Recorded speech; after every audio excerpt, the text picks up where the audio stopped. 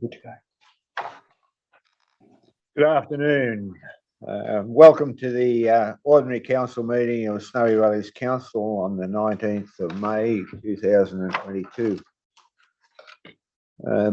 Before I begin, I would like to acknowledge the traditional owners and custodians of the land on which we meet today and pay my respects to their elders past and present.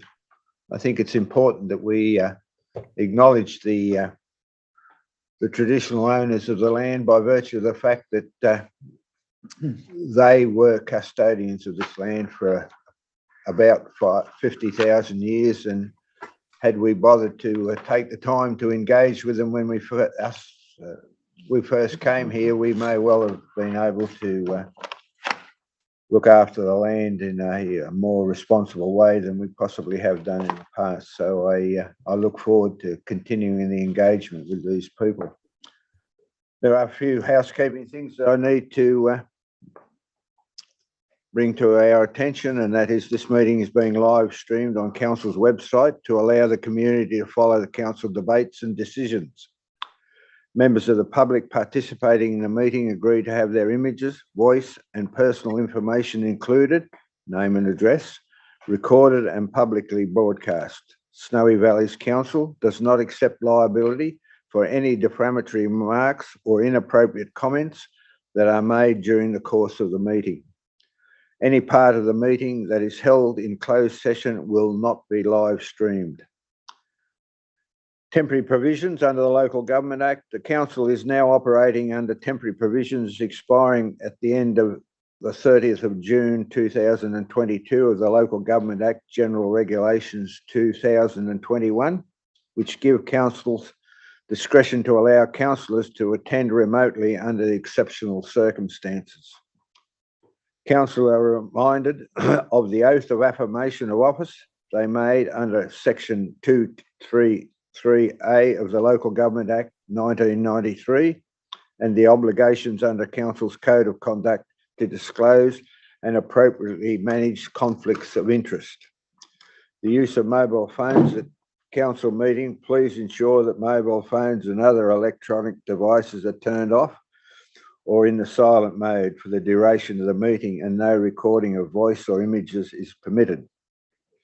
In the event of an emergency at Council meetings, please evacuate the building using the nearest exit and follow the instructions given by the wardens. Do not use the lift. If participating in the meeting from an alternative venue, please enact the evacuation plan for that location if required.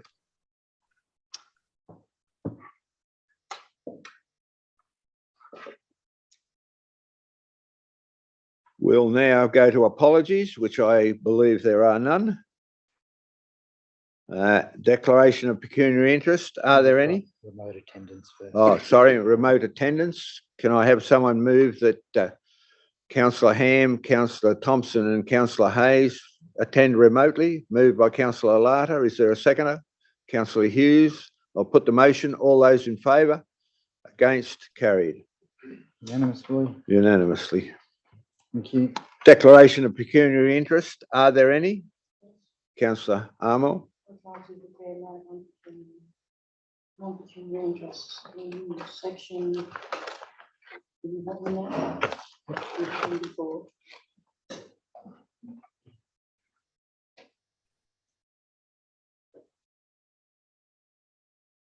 In relation to the report. So, are you ready? 11. 11 something.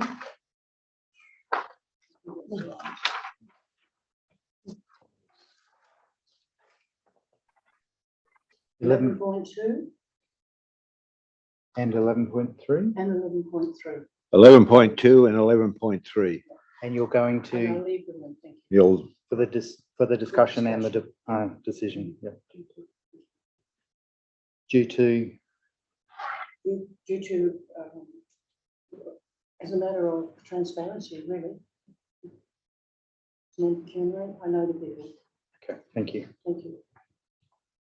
Mr. Mayor, I have a non-pecuniary significant interest in late report number 2.1, and I'll be leaving the room for discussion and voting due to being relating to the applicant. Very good. Thank you very much for that. Mr. Mayor, currently interested in the matter relating to 2.1 due to renting an apartment in the town for and I will be leaving for Thank you very much for that. Are there any others? Very good. We'll go to we've done that. Public forum. Done. Confirmation of the minutes of the meeting of the 21st of April 2022. Is there a mover? Councillor Larder, seconder. Don't be hesitant.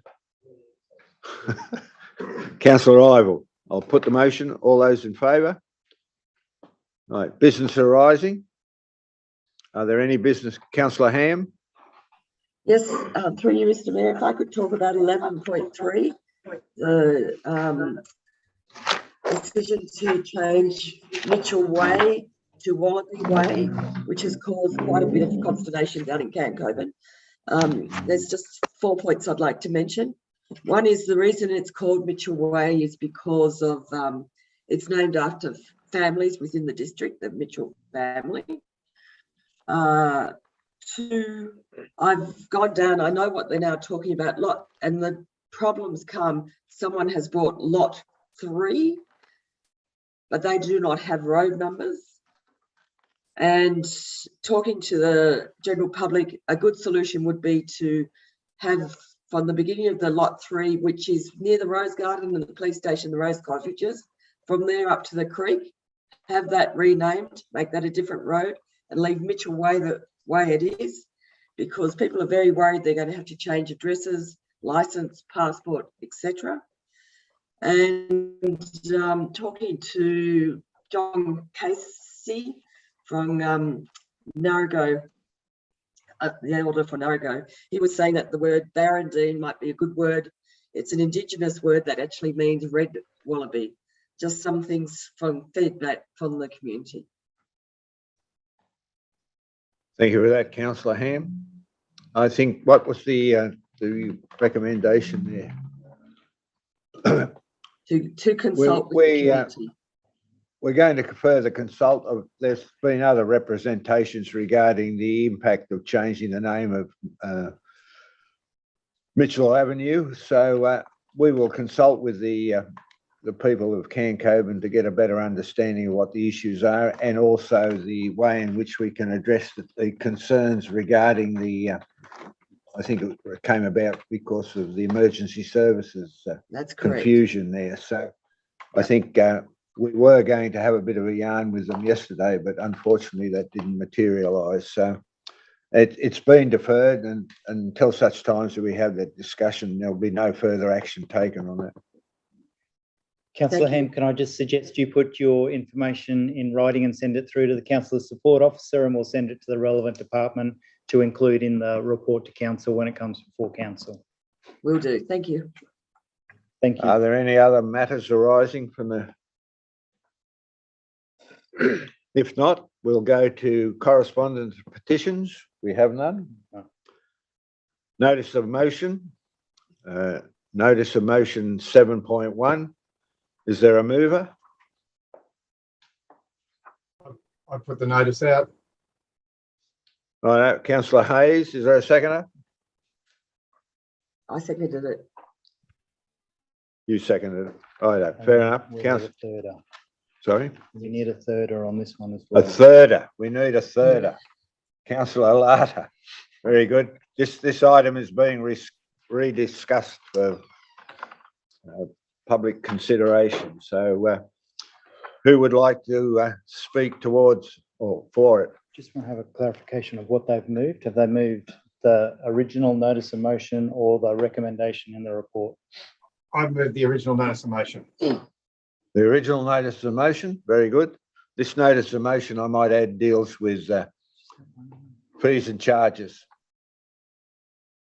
So, Councillor Hayes, you're moving a Ford Schools the same status as sporting clubs. Yep. $500 per annum to use sports grounds, and that monies received from individual schools exceeding $500 be returned. And That's correct. confirming that the seconder and the third are, yes. Councillor Ham, Yes, we move that motion. confirming, yes. Right. Someone to speak for it? Councillor I'll lead- Hayes? I'll lead off. Thank you, Mr. Mayor. Look, as I said, I'm not sure how this snuck through. Well, I've got a fair idea. When we got submissions in, we had over 500 submissions in, and most of them related to the rates. And this seemed to get lost in the furor about the rates. So we did get we only got 6 submissions regarding fees and charges. And of those 6, none of them mentioned this. So it wasn't highlighted to me. And, you know, as I said before, and I've said many times, I apologise for not recognising this. I think that the actual fees and charges at the time, that would be $1,430 per day for schools to use, or schools with more than 100 students and staff to use the grounds, is completely discriminatory when we find that a sporting club can use it for $500 for a year, which I think is fine. So, you know, I don't think, excuse me, I don't think that was, you know, very well thought through. And, you know, we've made a mistake there. And this is my second attempt to rectify it once it's been brought to my attention. You know, I think, as I said, it smacks of discrimination. You know, if the smart people might say that probably the school chess club, or some sporting club within the school could probably book the grounds, and the school could use it that way. But that's just you know, sort of a way of getting around the problem. But I don't think it was well thought out in the first place. And you know, here we go. Here's an attempt to address it and to change it. Into the future, I would hope that the principals will come back to us. We had that meeting with them, and I thank the mayor for organising that. That was a very frank discussion, and I hope that the principals will get together in a collegiate way and come back to us with a proposal that suits everyone. Is there someone against? Councillor Thompson? Thank you, Mr. Mayor. Look, I just have a concern in relation to when we start trying to correct things without fully understanding the impact. We're talking now about a $500 annual fee. When you look at it, the sporting organisations pay a $500 fee per facility that they utilise, and it's usually not for a full 12 month. So we now have the situation where we have schools, we've got multiple facilities that they may want to use, and yet we're just charging the $500. I think one of the points of discussion, unfortunately, I wasn't able to make the Zoom meeting. I had something else on. But I think that we had actually identified the possibility of a levy per student in the school, so that we're not discriminating against the schools, we're not discriminating against the number of students. I have no issue with funding a refund from to create a deficit for us going forward, because in accordance with the Act, we must actually identify where those funds will come from to reimburse the schools what they have paid. But I think in order to go forward, we need to identify how we make it equitable across the schools, because again, by putting that blanket $500 across all of the sporting facilities becomes a bit of a confusion. It's what happens when you're trying to play catch up after something that's created the issue in the first instance. So I'm happy to hear what others think. Look, if I can add something here by way of information, we conducted a meeting last Thursday, if my memory serves me correctly, with the school, as many school principals as could participate, and raised the issue that was raised in the previous motion, regarding the need for schools to make some contribution to the use of sporting facilities within Snowy Valleys Council. One of the issues that was suggested was a levy per student. And that way it represented the number of students within the school, and the smaller schools obviously paid less than the larger schools by way of a levy. Now, as to what that amount was open for discussion, and the principals can come back considering that proposal as well as any other proposal they have. As far as refunding the money is concerned, my personal opinion is that I'm not prepared to allow schools to access sporting facilities within Snowy Valleys Council without a cost associated with it. As to what that amount is for the council basically to determine. But I think the other point that needs to be considered during the course of this debate is as to where those funds are going to come from if there is a decision along those lines. So is there any other debate concerning for this proposal, this motion? Councillor Lata? Look, I just concur with what Councillor Hayes said. I think the government's position on sport, in fact, the sitting Labor federal MP, Kristen McBain, visited us not long ago and said that, in her opinion, sport was essentially the linchpin to social harmony and inclusion and building communities. And I fully concur with that analogy. I think the fact that we're charging schools over and above what we're charging sporting organisations to use the facilities is disingenuous. I don't think that was what we intended to do. It was an oversight and error, and it's having a large impact. We've had all these issues like the complete bungling up of COVID handling by the government, and that's all been forced onto families, that have got parents out of work because of mandates and all this other crazy stuff going on. So, I mean, it's not the time to be smashing families up with fees so that kids can enjoy sport. And even the state government, I mean, they're so deceptive with what they do. I mean, they give these kids $100 voucher for sport, but what they do then is you sign up for basketball and it costs $70, and the $30 is forfeited from the state government in these redemption things through Service New South Wales. So, I mean, why don't they have a system where, in lieu of that being forfeited back, that comes to the council to cover these costs? Why don't we put that to the state government? Because they're essentially making out that they're doing all these wonderful things for the community. Oh, we're giving these kids these $100 vouchers, but if your fees only come to $80, it's $20 going back to the state government, and you don't see it. And here they are making out they're doing all these wonderful things. I mean, the intention is good, but I mean, we need to access some of that money, and I think we should be putting to them that any of those fees are pushed back to us. And this is just a common sense arrangement until we can get to the fees and charges deliberations in the new financial year, and we can cover it then. But I think this just covers the playing field, and if need be, I'll donate my whatever training budget it is, $4,000 or whatever it is, to come off their fees. If that's what's got to happen, I'll do it, because I just think this is so important for the kids. Any speakers against? It's not necessarily totally against, because I think everyone in this room would agree what John and James have said. But are we able to step away from what the fees and charges are set for last year, and just are we able to refund even? Because we sat here for quite a long time, that very first meeting in the workshops.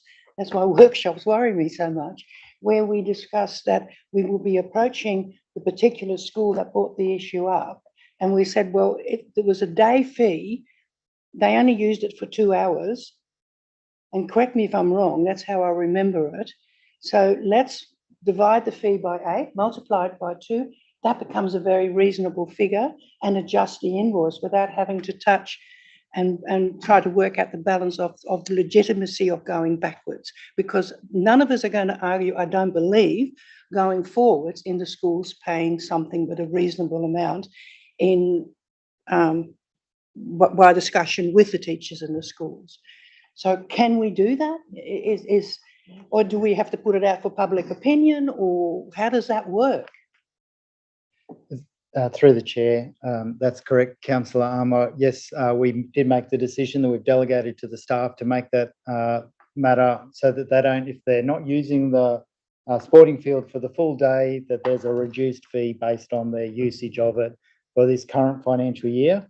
And in the next council meeting, you consider the fees going forward for the future year, and you can choose to set that up in a different way. Was that proposal retrospective or going forward from the discussion that Councillor Armour was talking about?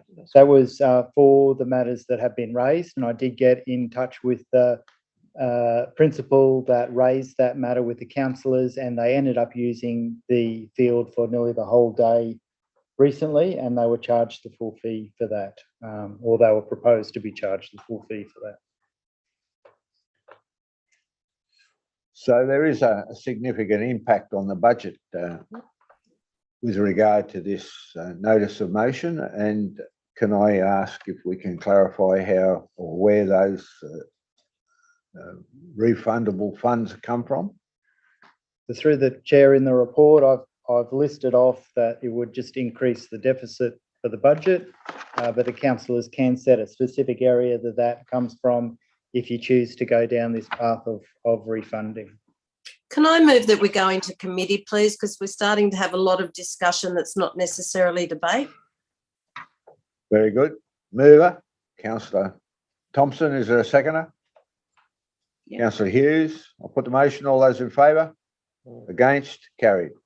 Unanimous. Paul Thank James. you. James in favour of that. You're in favour, James, of going into committee? I think we've said enough, actually. I'm happy to close the Right, debate. So you're not, so you're against, so it's not unanimous. I don't. Okay, Councillor Ivell.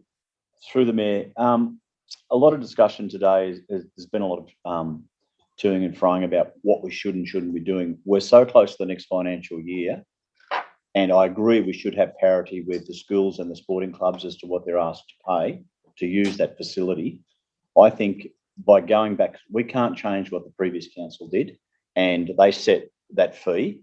And I think if we go back and start refunding money back to schools, I think that's gonna hit our bottom line, and I don't think it's the right thing to do. I think going forward, we certainly should have parity, but to go backwards now, I think is quite counterproductive, and it's not good for our bottom line. They've already paid it. Through the chair. Yeah, I've got a couple of points. Yeah, I believe that the last year has been COVID-induced chaos when it comes to pricing fees, and people they've had to cancel like events and rearrange events, and COVID's been playing all sorts of silly buggers with what the schools can do. So moving forward, we'd have to have a clear pricing across the board for all the schools, and I would be in favour of some sort of across the board levy per child arrangement sort of thing. But I would have to argue against a community group, a community sporting group isn't the same thing as a school running the same thing. They're not quite the same thing. We're more responsible to a community group than we are to a school. We've got ourselves our arrangements. We manage the Crown lands on most of the times where the fields are to allow us to have a livable life in the community and that produces community sporting groups who use it, and we subsidise that because it's part of our living abilities. But a school is another state department, and we are a state department. saying that it's going to be put onto the children and the P&Cs to cover the differences is not exactly accurate. If everybody had their books in line and everybody knew when the budgets are in and how much everybody was supposed to be getting charged for everything in line and in time, which wasn't true in the last year, the schools would have budgets and they would be able to project themselves and find money for that and allocate how much money we would want from them for the activities that we want to have them, that they want to do on our grounds. It's not the same thing as a community group. So,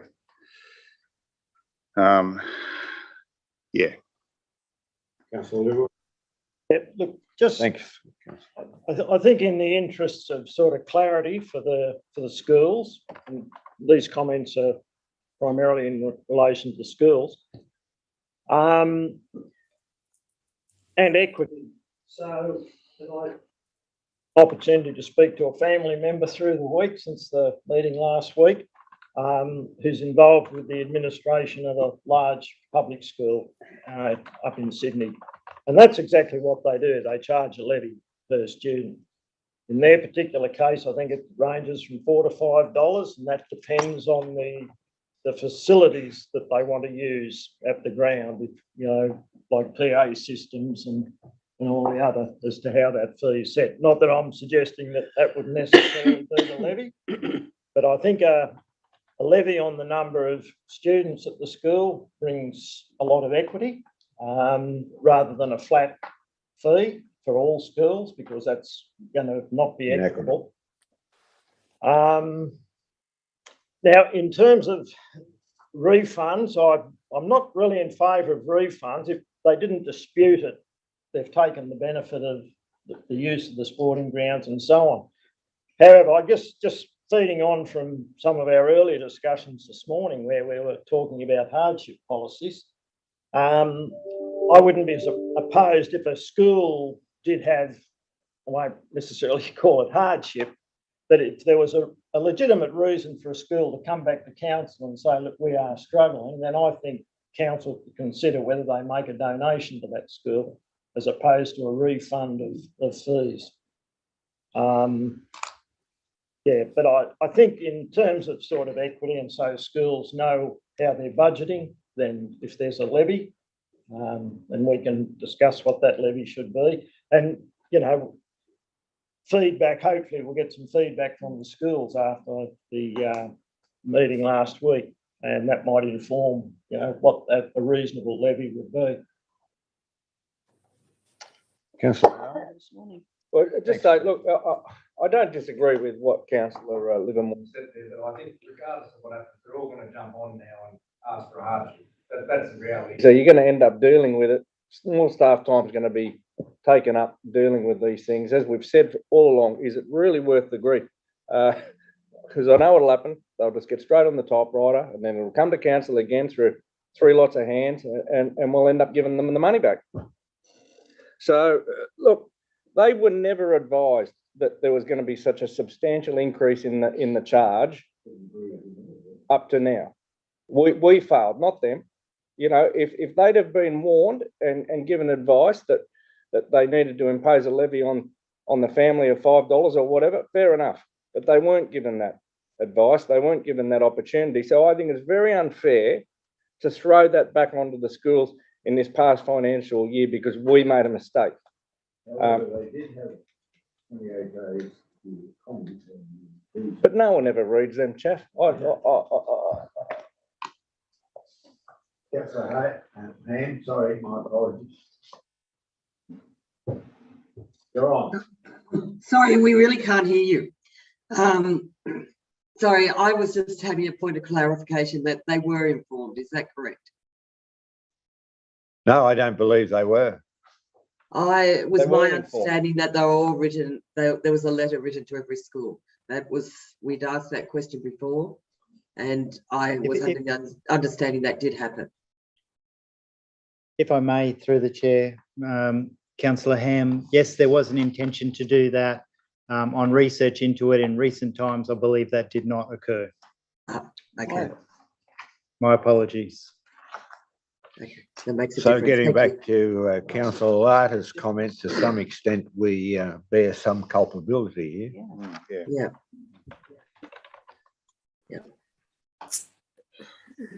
So am I correct in the assumption that there is some $30,000 that's been raised to this point in time?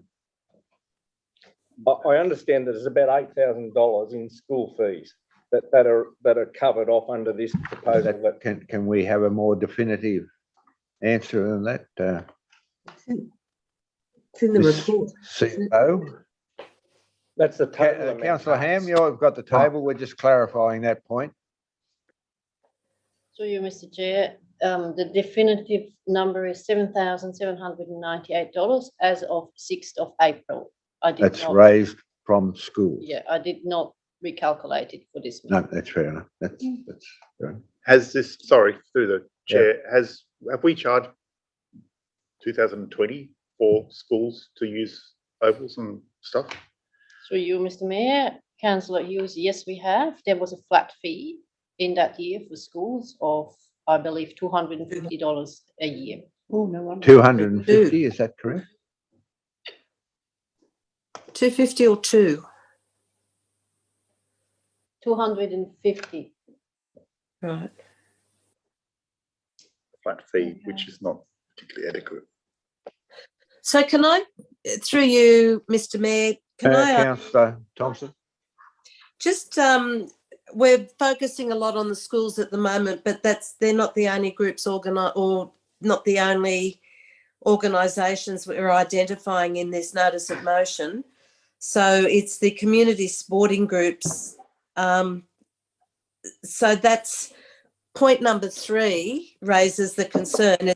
I mean, That's 7,000. That's not what we're debating. No, just a moment. Just a moment. My understanding is that the notice of motion talks about sporting grounds and that money received from individual schools exceeding 500 be returned. So I think we're obviously not debating this. So for clarification, the motion is actually dealing with revenue generated from schools in this financial year exceeding $500. So in effect, Mr. Mayor, there's It's about not enough to worry about. over $7,000 being collected. How much of that, the $500, it may be that you're only refunding a couple of schools. It might only be $1,000 that we're talking about. It might be 6, but I don't know. I don't know how many schools have exceeded the $500. So it's less than $7,000. Now the other day, a couple of weeks ago, we gave away without a blink of an eye.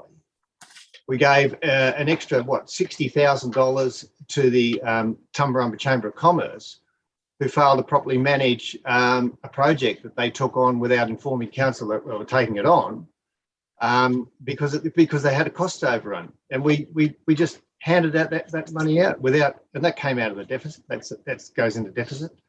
We did that, and yet here we are discussing something month after month, and can't come up with a decision. This is a very small amount of money, but it is a fair amount of money for schools, and it is also sends a message that, hey, sometimes we make mistakes, but we can fix them. And this is what this notice of motion is planned to do. It's planned as an apology, and also to fix the error and try and come up with something better next time. And Any further discussion? yeah, through you, Mr. Mayor. Councillor Armour? Let it go. Just a minute, Councillor Thompson. Councillor Armour? Just to clarify that it's just now that we're now looking at about $7,000, not $30,000. It makes a hell of a difference. So really now is only the moment that we've got all the information on the table as to what went wrong and what didn't go wrong. So on that basis, Councillor Thompson wants to speak as well, but on that basis, I'd be happy for the motion to be put. Me too. We're not in that position at this point in time, but Councillor Thompson? Just very, very quickly, the the issue that I see here is not whether it's just about the 30,000 or the 7,000. It was more about the procedural part of making sure that we weren't going contrary to our fees and charges, which have very clear, specific guidelines in relation to the Act, and also identifying where the funding comes from. Because while it may feel good just to be able to go, yep, that's easy, and we'll just say yes, we do need to abide by our code of meeting practice and the legislation and the Act. So that's why I just wanted to identify where the money came from and making sure that we weren't going contrary to the requirements of fees and charges. Thank you. Thank you. Any others? If there's not any further discussion, I'll thank Sorry. someone to. I'm so sorry. Councillor, you're sorry, mate. This is going on, but it is worthwhile making sure we get this right. I wasn't aware that they didn't get notified. I wasn't aware of that until just then, and I wasn't aware that we had how small amount of money we're talking about here. Given that I would like to I'm concerned about the way this is written, the motion is written, isn't equitable in itself. And I'm probably opening up something that's not necessary. But some schools are a lot bigger than other schools, and $500 to some schools is a lot less to other schools. We have a lot of scale in schools in this area. Maybe a different way of remuneration would be more appropriate. Councillor Lana, I'd just suggest that we go on council a little more. Yeah. I think $500 is fair. If the school can't afford the $500. By way of hardship. Fair enough, righto. If there's no further informal discussion, I'll thank someone to move back into full council. Moved by Councillor Lana, seconded by Councillor Hughes. Put the motion, all those in favour? Against, carried? Unanimous. Righto, where were we? At what point were we? You've got Hayes, Ham and Lada moving that motion. Yeah, that's right. Where were we by way of debate? For and against? I was about to close debate, Mr. Mayor, Councillor Hayes. if you're prepared. Okay, thank you. Yep. Look, as I said, it was an error. Well, it was an error on my behalf, and I fully admit that. I think it's ludicrous that it's cheaper to send kids to a neighbouring shire to play sport than it is to play in your own sport in your own grounds, considering we've spent all that money on our grounds. I think it's also ludicrous that sometimes the product we supply to those schools that are using those grounds is not up to standard, and I think that needs to be rectified as well. And that means the grounds that we supply should be in top order, and the facilities and the ablution blocks should be clean and should have the necessary toilet paper and the like supplied. I think we've highlighted the fact that it's only a small amount of money, and we still don't know exactly how much. But I'm happy, as Councillor Lada has identified, I'm happy for my training budget for this financial year, which hasn't been touched a lot, to be allocated towards it. So that therefore that identifies a source of money to cover the funds. I think that should go well way towards covering it. Thank you. Can I ask for clarification there, Councillor Hayes? Are you prepared to include those comments regarding your training budget in the motion? If you wish, myself and Councillor Lada's training budget. Balance. Councillor Lada, Councillor Ham, Councillor Councillor Ham. Once he's lost a button.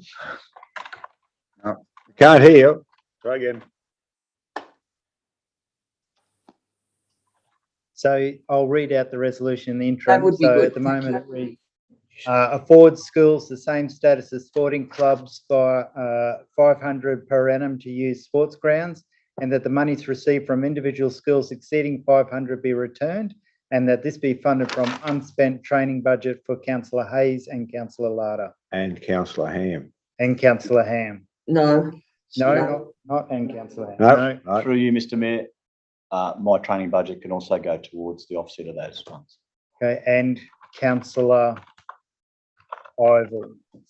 And is the mover, seconder and thirder accepting those Amendments changes? or addition? Chair Susan.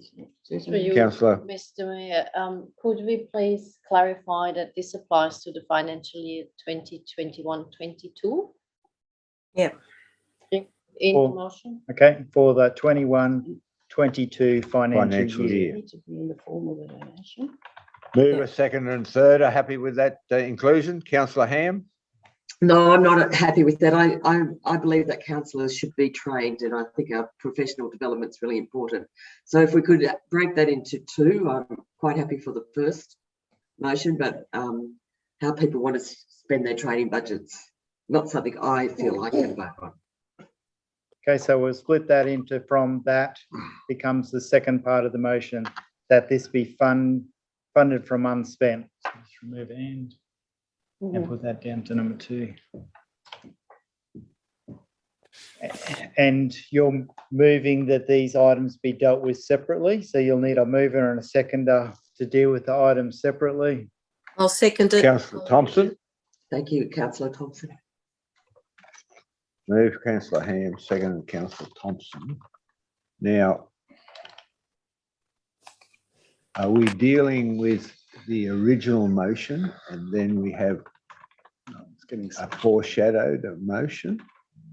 Because the mover, seconder and thirder haven't agreed to the inclusion that councillor Hayes and Larter moved. So as far as I'm concerned, we can continue to debate the issue, but we've got to deal with the one that was moved, seconded and thirded first. Just Correct a me if point I'm of wrong clarification. there. Councillor Larter, whilst the general manager is deliberating here. I think it has been the previous practice that if the motion is essentially the same, that that we agree to split it up, which has been a past practice. So What I'm getting at is the original motion to be debated had to be moved, seconded and thirded, right?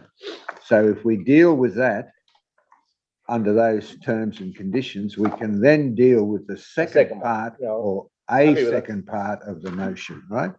So we have to deal with the first part based on the mover, seconder and thirder.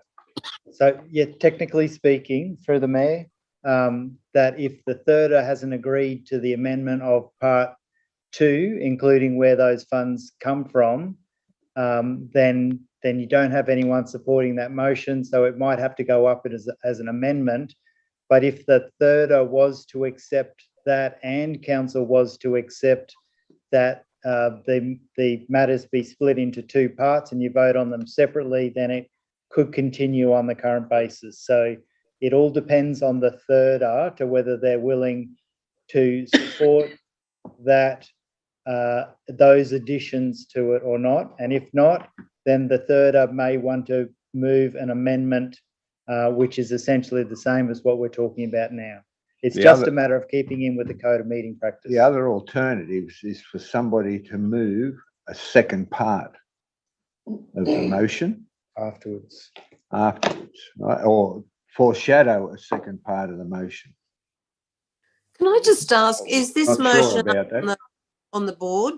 Do you have that new It motion? is. Can you share that screen, please? We'll work on that while we're continuing to discuss it. Can you just join the meeting? Yeah. To me, the issue is to proceed with the initial motion, we have to have the agreements of the 3 proposers, right? To deal with a subsequent part, we only need 2. Mr. Mayor, I can't see the problem of having it in 2 sections. Neither can I. And I think Councillor Ham would be okay to have it in 1 and 2. And that would be up to the first, seconder and thirder, whether you split it into into the two, and I'm happy with that. I think Councillor Ham would be happy with that, and I'm sure Councillor Larder would be happy with that. So we put one up Right, first. so what you're suggesting is we have a second part added to the motion. Yep. Right, which the mover, seconder and third agree to, Yep. and then we debate you then move that each one part of that be dealt with separately. Well, Is that my understanding of what you're getting at? That's correct, because we've only moved one, so we can put a second part in. That's right. And So that can be. if you put in the third part, that whilst it's been moved and seconded and thirded, Councillor Ham doesn't have to vote for it. That's correct. Right. Get rid of that off the screen. Right up. So now it deals with the simple fact of Councillor Ham's prepared to move it, but she's not prepared to be a participant to the second part of the motion. Councillor Ham is a thirder for the two parts as a whole, but what you do with your voting is a separate matter. Yep. That's makes correct? sense. Yep. Okay, so we have a mover, a seconder and a third are all in agreement with what's up on the screen now. And then we have a motion on the books to separate the two items and vote on them separately. As a procedural motion. Just a query. I thought that in part one, we were saying No, it was the 2021-22. Sorry, I didn't hear you. Can you say that again, please? I thought that point 21-22. is that we Financial year. identified specifically that it was for the 21-22 period. Yes, so we can add the 21-22 into the first component as well, if the mover, seconder and third are happy with that. Yeah. Are the mover, seconder and third are happy with that? There's a problem with item 2 insofar as it's been moved, seconded. Thirded. You're going to have to change it. Because whilst it's been moved by 3 people, it's not being suggested that 3 people make a contribution, right? It doesn't matter. What does that matter? Well, it says that it'll be funded from the unspent financial year's training budget for Councillor Larder, Councillor Hayes, Larder and Ham. And Iville. oh, sorry, my apologies. Well, just a moment. I don't think.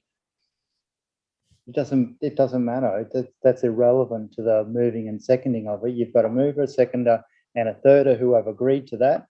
What's actually in the resolution is beside the point. All 3 of them have agreed to it.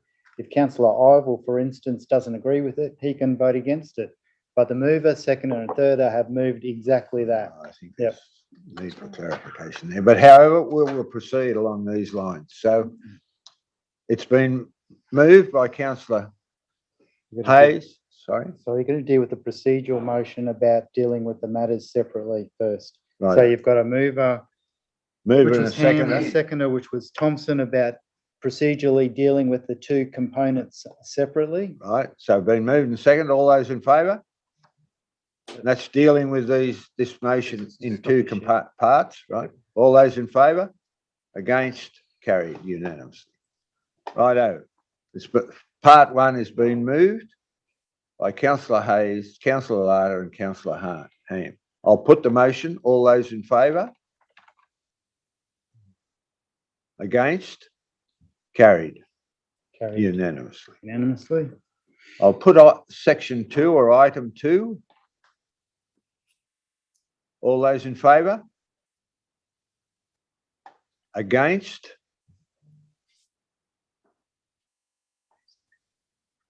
Ham and Thompson. Well, so can we have 4 again, please? 4 and against. Do we not get to speak against the motion? We've done that. The second I think one? we've done that already. But The second part? You can. The point that I would like to make is that, the point that I would like to make is the fact that, we will. go ahead, Councillor Thompson. Thank you. Go ahead. The point I'm trying to make is the fact that we've all undertaken professional development planning that we had to do to identify how we were going to improve ourselves as councillors. And that's what the actual funding that we were each given was supposed to contribute towards us actually doing something. If people aren't making the most of their training budget, then that's a concern to me that maybe they don't see the point of training as significant. Just my point. Sorry? Councillor Larder?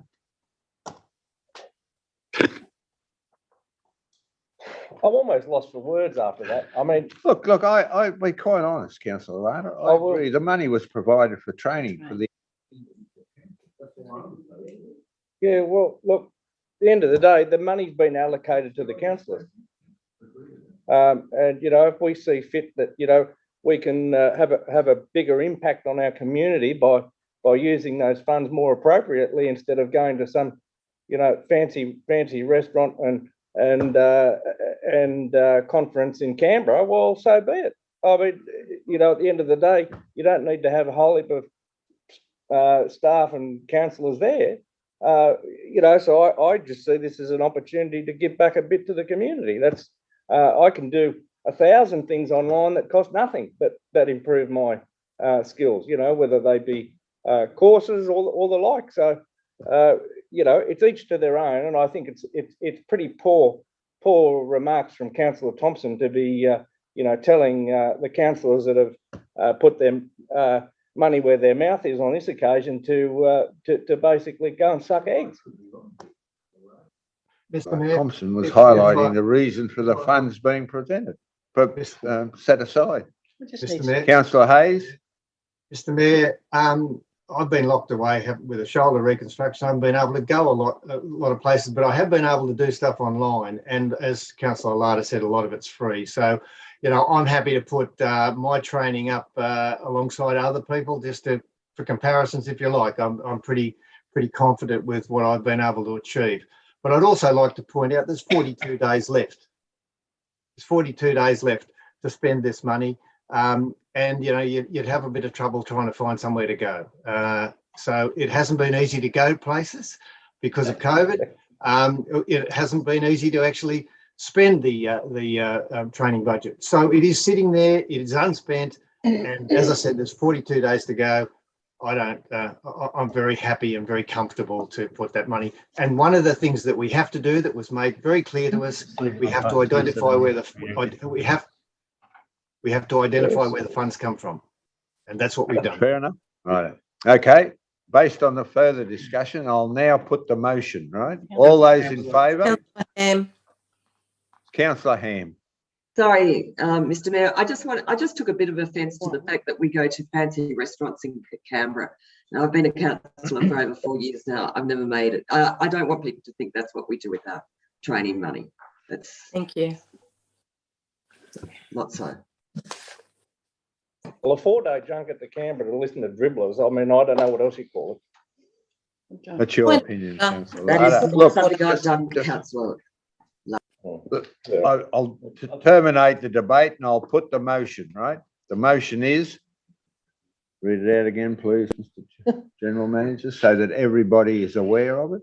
Enable this to be funded from unspent 21-22 financial year training budget for Councillor Hayes, Councillor Larder and Councillor Ivor. I'll put the motion. All those in favour? Against? 3 against.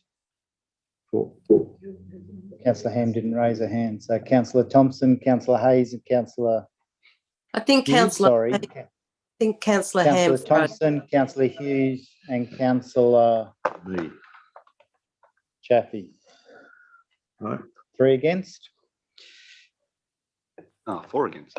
Well, wait a minute. Are you for or against? I'm against, and I had my hand up for against. I think there's a delay in your reception, Councillor Ham, because your hand clearly didn't go up, but I think your screen might have frozen. Yeah. So we're 4 against. 4 Councillor against. Ham. Righto. Okay. Righto. We'll now deal with the next item. General Manager. Yeah. Because my screen has gone blank here. Righto, notice of motion 7.2 from Councillor Larder moved and Councillor Hayes is second. And the notice of motion says, formally request via writing to Transport for New South Wales that the mobile speed cameras not be used within Snowy Valleys Council local government area unless being utilised within a black spot area as ratified by the local traffic committee. Is there any debate? Someone wish to speak to it? Do you need a mover and a seconder first? Someone move the receive the notice of motion black spot only speed cameras, been moved by Councillor Larder. Seconder, I thought someone already moved, to be quite honest, wasn't that? Which one are you voting on? Just clarifying. So I'm moving the first part, not the second, That's not the right. recommendation from the That's start. right, yeah. this one. Yep, that's what's been moved, I thought. Just clarifying whether you were moving what was proposed or what was recommended. Proposed. What we're Proposed. moving, what's proposed, right? Okay. Okay, so is there a, Second. Councillor Larder spoke for it? Councillor Oswald seconding. It's been moved and seconded by Councillor Larder and Councillor Hayes already. Right, sorry, I Right. missed that. I'm just Right. trying to record it in the minutes. So now is the speaker for it? Councillor Larder.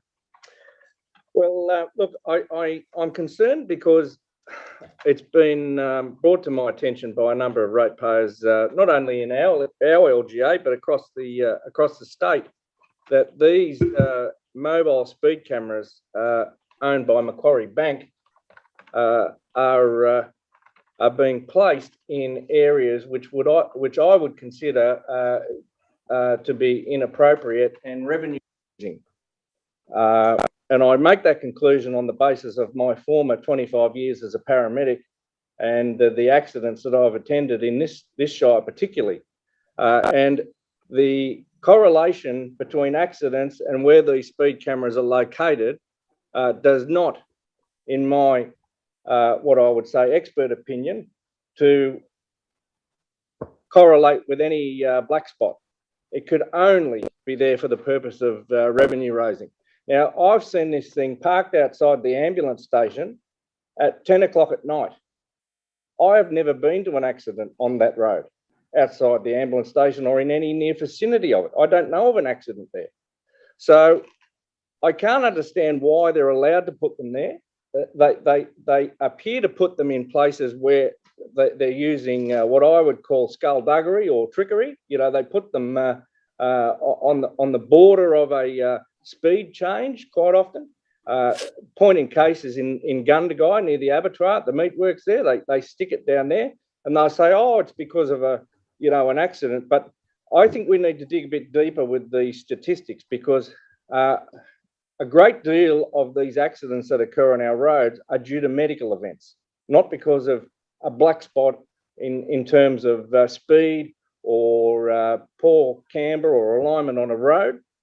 It happens because somebody, say, has a brain aneurysm or a heart attack and they crash a single vehicle into a pole or whatever the case may be, and we end up with a fatality.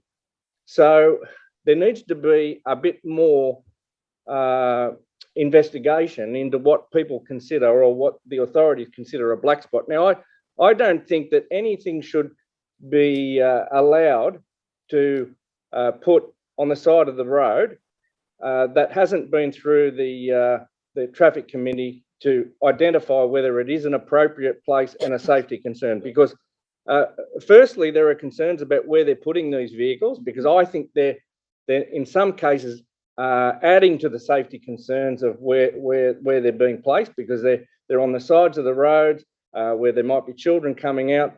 They're put in inappropriate spots on the side of roads, and they could have the effect of causing an accident. I think the other problem is that when you're a police officer in a highway patrol car, if you get somebody for speeding, you have the opportunity to talk to them and speak to them about the circumstances. And in some instances, a warning or a speaking to by the police officer concerned will go a long way to making sure that safety is future-proofed.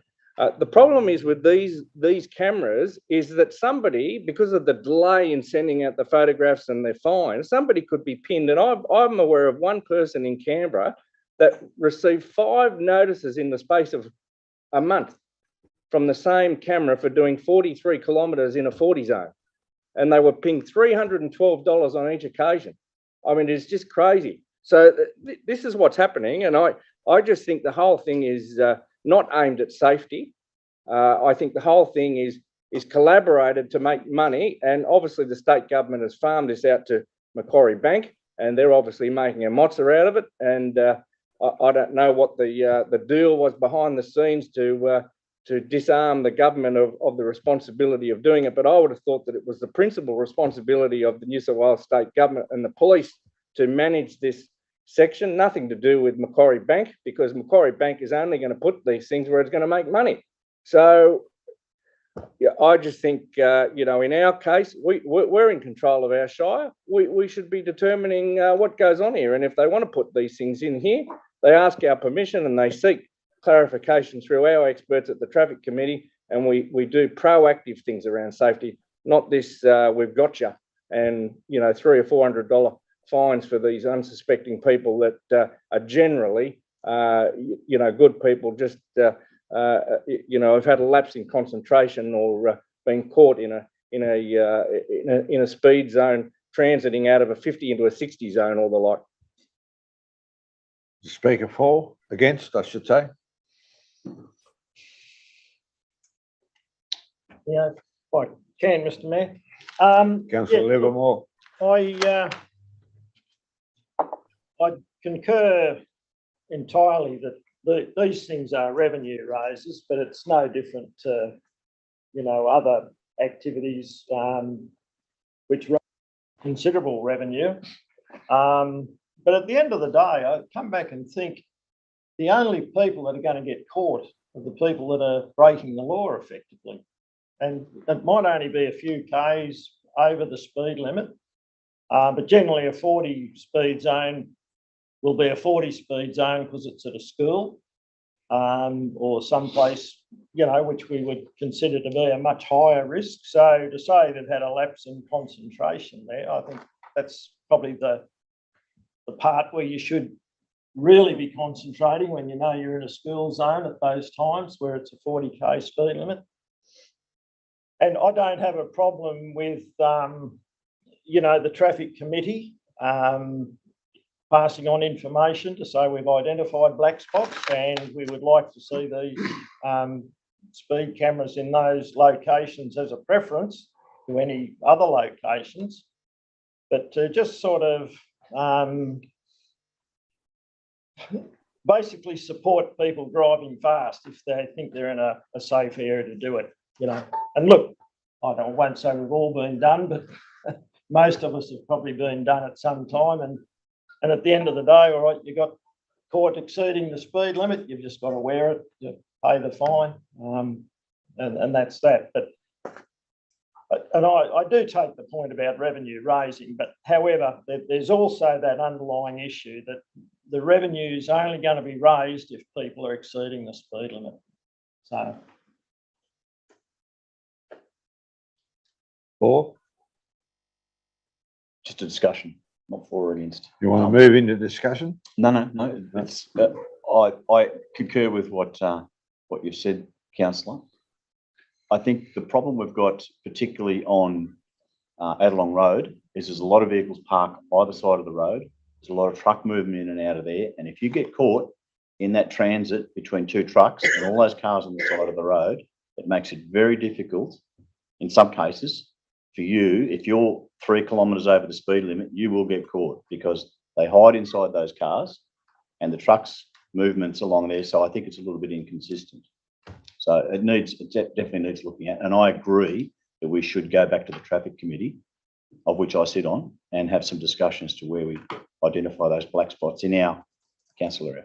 You could move the recommendation to address that if you wish to, Councillor Idle, which is is substantially different from what the notice of motion refers to. I'm prepared to move that. Yeah. Move. Is there a seconder? Well, I'll move the recommendation. Amendment, move an amendment. No. That's different to that, so that'd have to be an amendment. Right. Okay. Well, you're moving an amendment that the recommendation. Just a minute, councillor Rana, and it's been moved by councillor Ivel, seconded by councillor Hughes. So there's an amendment. We now debate the amendment. Councillor Larter, do you wish to? Well, can I just say that the amendment, I believe is the same as the original motion. All I've asked to do is to basically stop the revenue raising, stop putting them in inappropriate places and refer it back to the traffic committee so that these devices are only used in an approved area. Yours through the traffic committee. Uses the word unless. Well, I don't think they should be able to be used in areas that haven't been deemed appropriate by our traffic committee. They're our safety watchdog here. Not Macquarie Bank coming from some depot in Wagga that wants to park on the side of the road outside the See where you're ambulance coming station. from. I'm just pointing out. Yeah. Is there an amendment on the board? Yes, there is. Well, think can the- I think members the amendment on the stand, books. please? It's all right. Sorry, the amendment is the recommendation in the report, word for word. And that's what we're debating. I don't think the amendment is different enough from the original motion to be an amendment. No, I I agree. think it's, I don't. Yes, it is. I don't think it is. Anyway, it's a matter of opinion, and as far as I'm concerned, it is because it uses the word unless, right? Whereas the other one is a matter of discretion, right? So it's Councillor Hughes. Yeah, thank you, Mr. Mayor. I think there's quite a bit of a difference. The thing that the motion put up, the original motion put up, we don't have any authority to do any of those things. I understand our traffic control committee is an advisory committee, and the federal safety committee can accept it or completely ignore us. That's not our roads when it comes to this sort of thing, especially that one, because it's not actually our road. I reckon we move the recommendations from the council, because I would like to see where they are and what they are, but I also know that we don't have that much control on what they do without going through state legislation, you know. Is there any further, Councillor? Councillor Hughes. But what we need to recognise is that our local traffic committee have representatives on that from police, not just council representatives, but from other agencies that have more knowledge of those roads than what we do. And I think our recommendation should go back to where some of those black spots are, so we can have input into that, because that's what I want to target, the black spots, not. Jump around. We are traffic committee. That's why I want to move the second part, particularly of the recommendations from council. Look, I've made an error of judgment here because allowing you to speak has effectively closed the debate. Who? Councillor Hughes? No, Councillor Ivel was the mover of the amendment. Okay. Just put it. I'll put it. The amendment. The amendment as recommended by council. I'll put the amendment. All those in favour? Against? Carried. So now the amendment is a motion. An amendment becomes the motion. Put the amendment. All those in favour? All those in favour? Against? Carried. Who was against? Same people. Same. Larter and Hayes. Larter and Hayes. Yep. Righto. Next. They were so confusing. Well, it's effectively done nothing. 10-1. Bloody time. Local Government Association, Natural General Assembly. Bloody hell.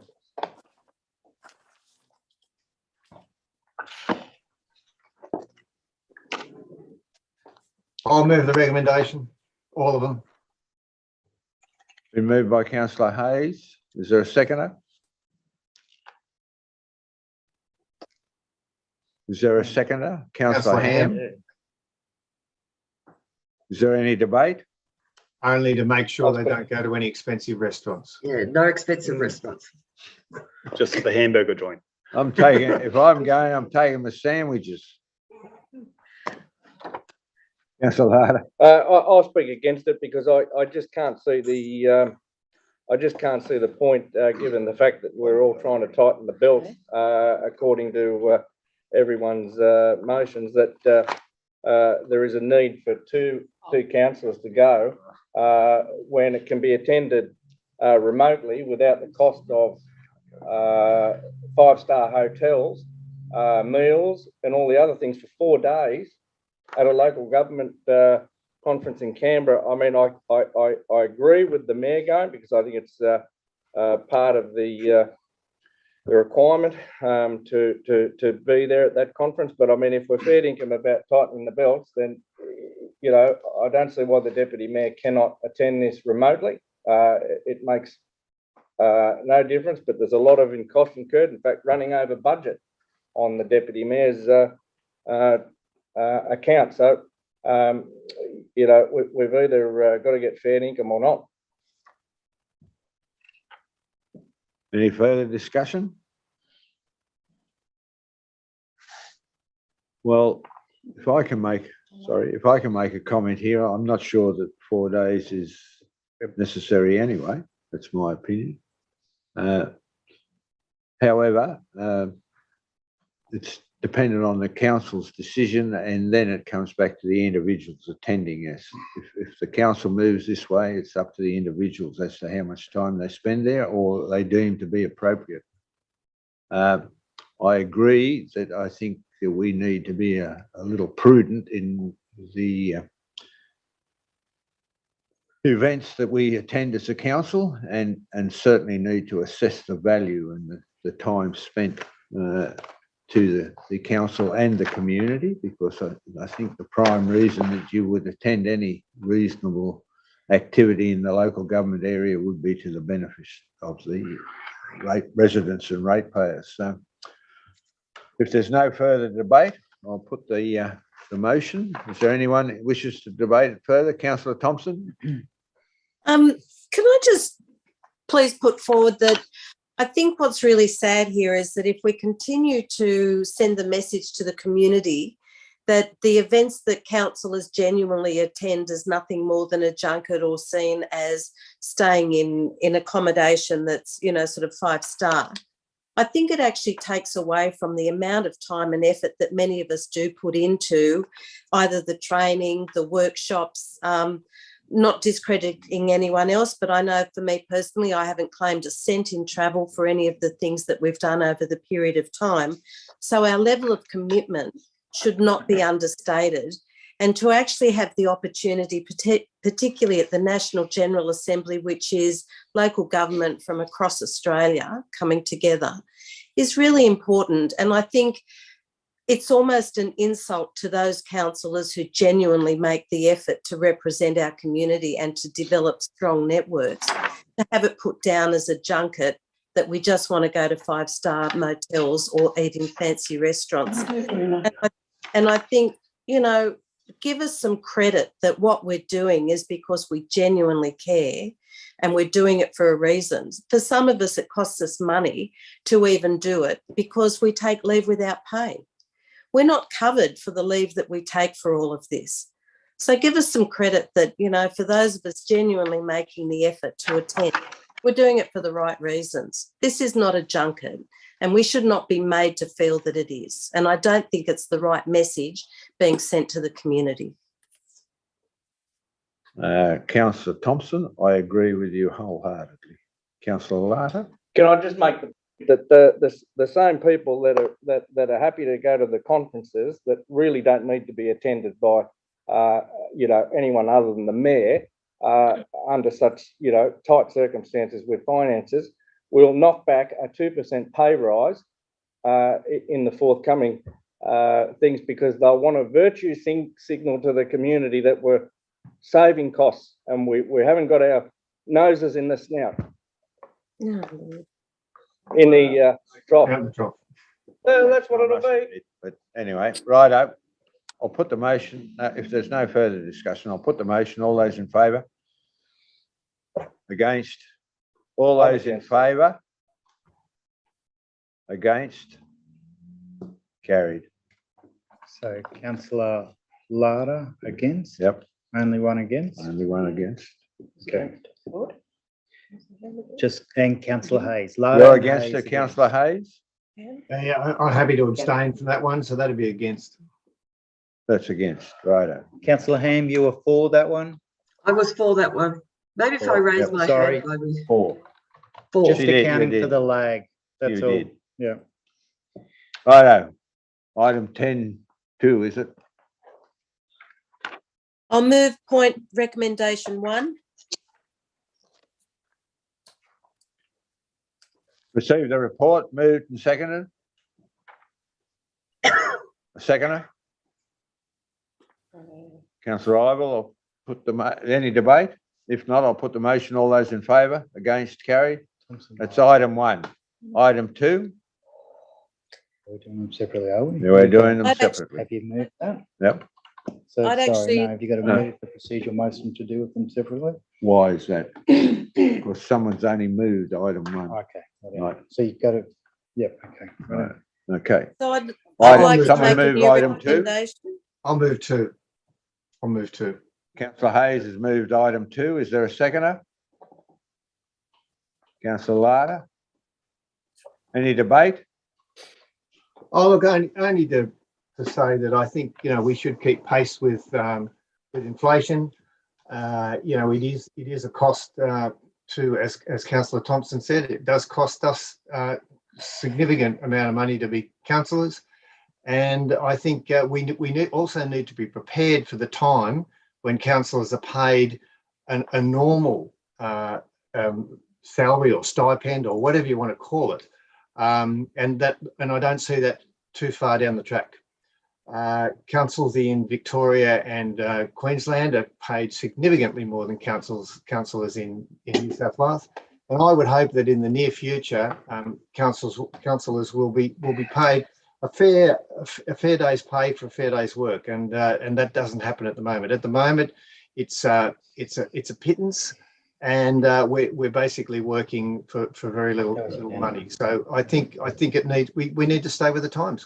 This is like if you don't take a rise in your rates, you fall behind. So we need to be prepared for it, and the community needs to be prepared to pay councillors a reasonable amount. And I'm not saying this is a reasonable amount. I'm saying this is a pittance, but we should stay with the times and continue to take the rises when they come.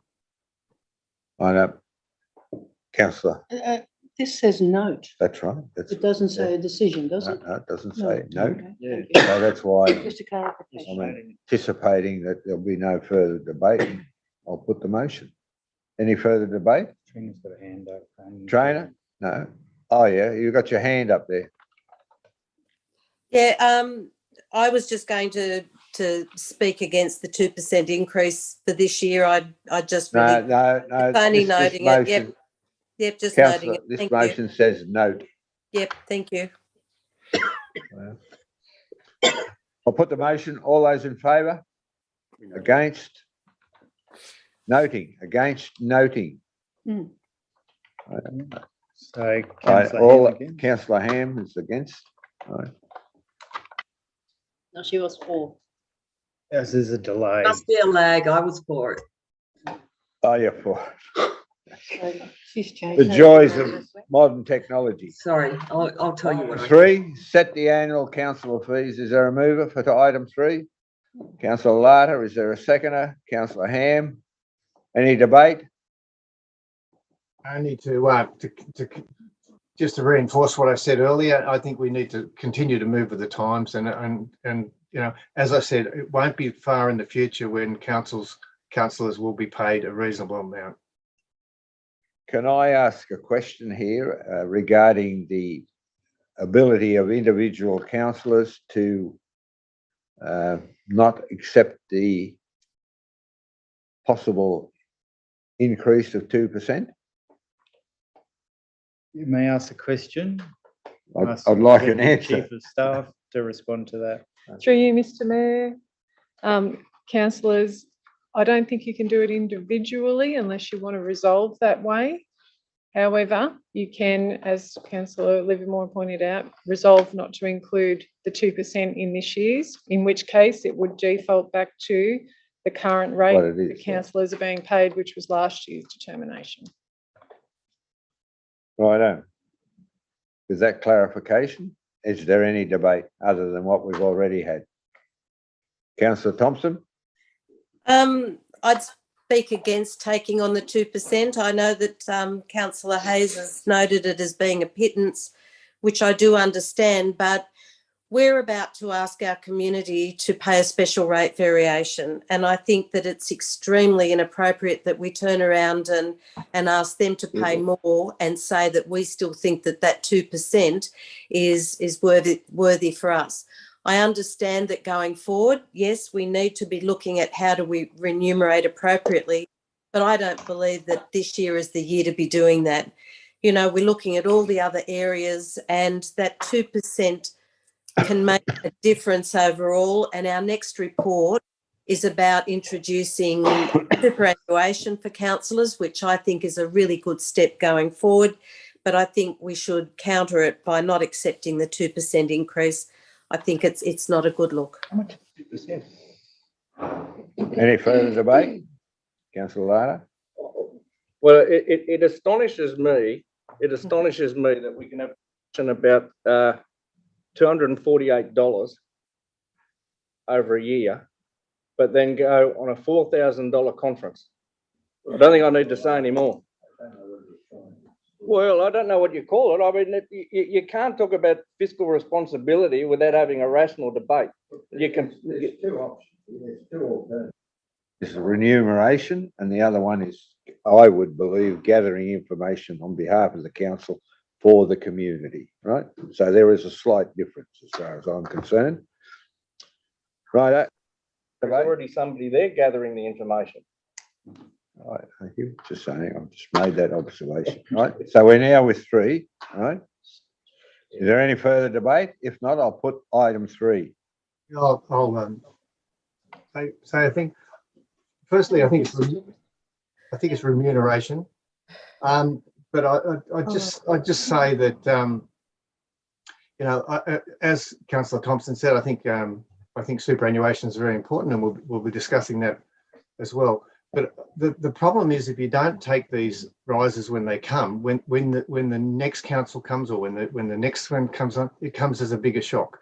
So as Councillor Larda said, it's $248 a year per councillor. So it's not a big impost. And why is it that we can argue for half an hour on small figures like this, and yet, you know, let huge amounts go through with sort of 5 seconds of debate? Ludicrous. But it gets press time, and you know, it may even, like last year, may even generate another hate letter in the paper. But you know, let's just see how the voting goes. Item 3, the $12,650 includes the 2%, right? Right. If there's no further debate, I'll put the motion. Sorry, I would. Sorry, Councillor Hayes. Through you. Sorry. Aye. Too many H's. I would have to say that I'm probably one of the few people in the room out of the councillors that with this, you know, has an effect. I don't know many of you is actually putting this into your household income. I don't see too many from around the room that would be putting it into their household income, but new councillors, younger councillors would be using this as part of their excuse to step away from their non-civil duties in the world. I was, before I sat here, I was stacking shelves and I was making more money. I was doing it in the middle of the night. I was traveling that road. If you're going to have complaint to me for a $2, 2% rate rise over a year, or what, $248, it's not going to make much difference. But if you're going to be expecting people to take on these jobs that aren't retired, you're going to want to be representing them with a new good, at least a reasonable remuneration. Any further debate? Councillor. To me, probably another classic example of where one size doesn't fit all. And I understand, like, certain councillors might have different ideas on this.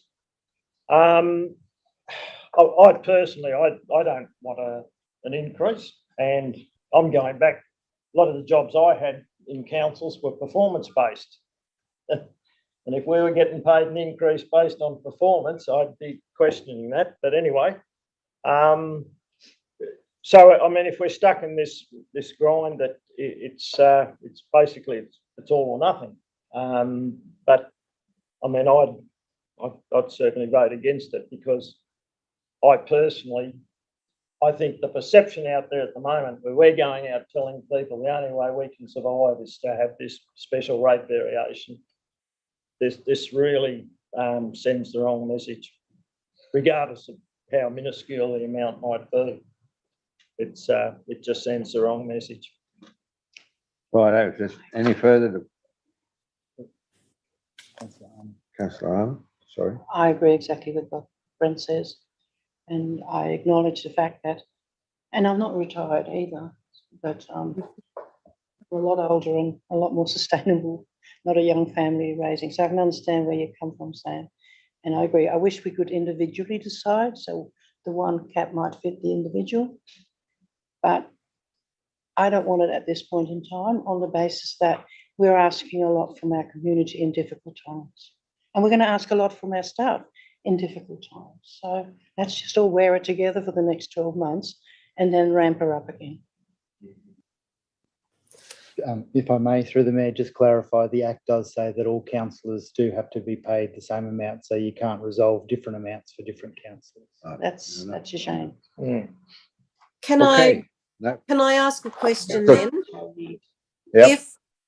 If recommendation 3 is actually passed in the affirmative, can we as councillors choose to have that increase redirected to other areas within council? Training.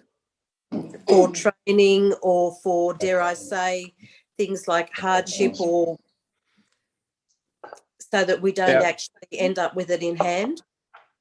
Donate it to charity. If I may, through the Mayor, councillors, you can do whatever you choose to do with the money that you get, but council cannot redirect it. So if council agrees to 3 and it's 12,650, that's what you paid. But what you do with it after it's received in your account is your choice, but we cannot redirect it otherwise. It has to go as per the resolution of council.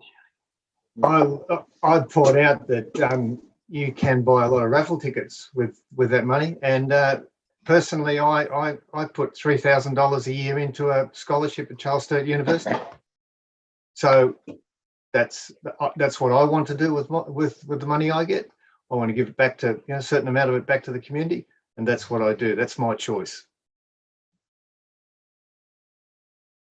I agree with Councillor Hayes. It is our choice as to what we do with the money, and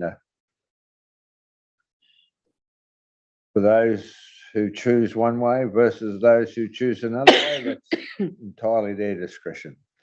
So if there's no further debate, I'll put the motion. All those in favour?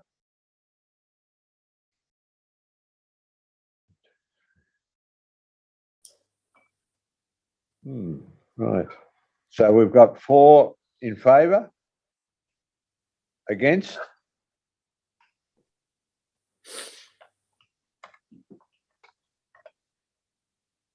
four against. Your choice, Mr. Mayor. My choice. I'm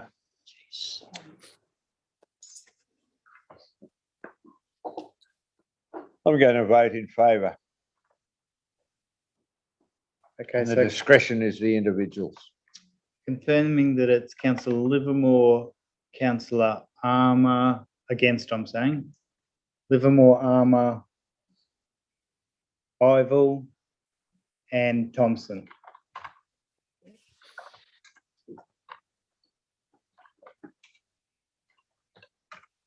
So that's passed. Move to 4. Item 4. Is there a mover? Yeah, I'll move that. Seconder, councillor Hayes, councillor Larder. Hayes and Larder. Any debate? Only that I know the mayor has to buy a lot more raffle tickets than ordinary councillors and the like. So Well, you've always got your hand in your pocket. I'm going to speak against this motion. Because one, it has more impact. And two, I believe, from my point of view, it's already enough. But anyway, I'll leave others to debate that issue.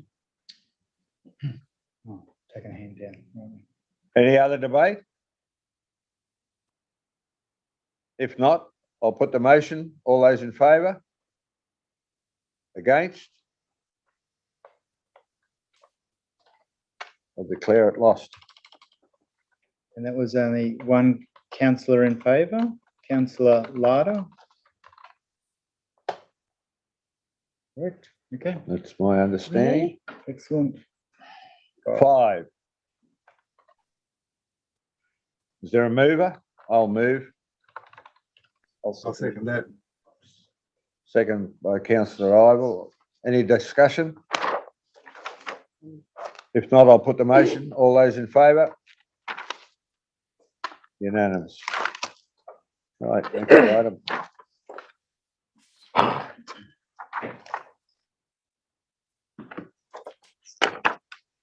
Ten three.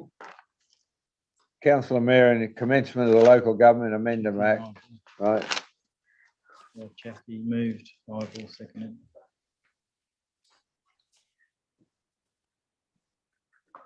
this basically deals with the paying of superannuation to councillors.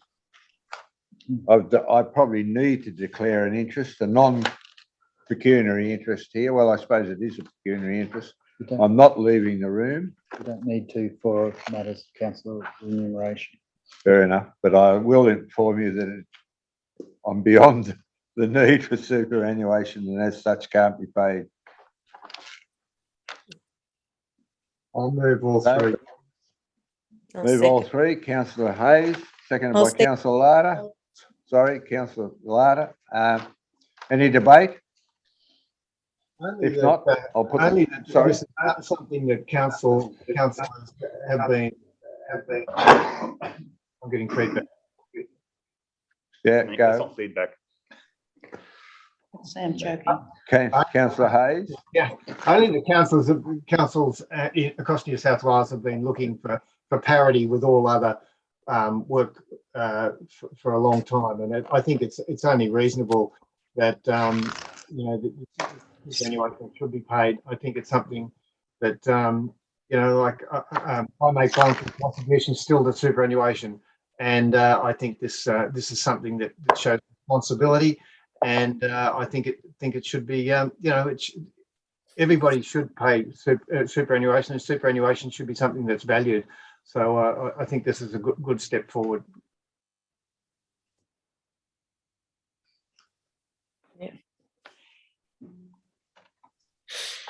I will point out in the report that it's noted that superannuation contributions will only be made to councillors that nominate an eligible superannuation account. Individual councillors may opt out of receiving superannuation contributions or opt to receive reduced payments by advising so in writing. So having taken that on board, is there any further debate? If not, I'll put the motion. Any further debate? If not, I'll put the motion. All those in favour? Against? Carried. Unanimous. Next item. Thank you. Excuse me, Mr. Mayor. Councillor Ival. Excused. Most deputy. Do we have to record in the minutes? Just record it. 337. Thank you.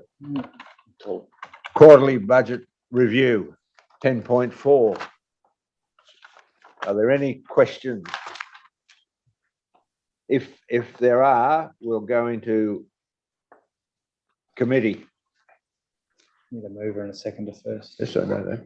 Councillor Ham, are you moving to go into committee? Councillor Armour, all those in favour? Sorry, did you have a mover and a seconder for the motion? Yep, that's what I was. My apologies. Yeah, mover and seconder for the motion. Yeah, Councillor Ham and Larter. And then committee. Right, we go into committee by Councillor Ham and Councillor Armour. I'll put the motion. All those in favour? Against? Carried. Right, who wishes to start? Councillor Ham? Yeah, thank you. First thing I'd just like to talk about is the employee costs, because we did put in close to an extra $1 million. And then it seems like the employee costs are still above budget. And yet I keep hearing that we're short on employees. So I'm a bit confused about what's happening there.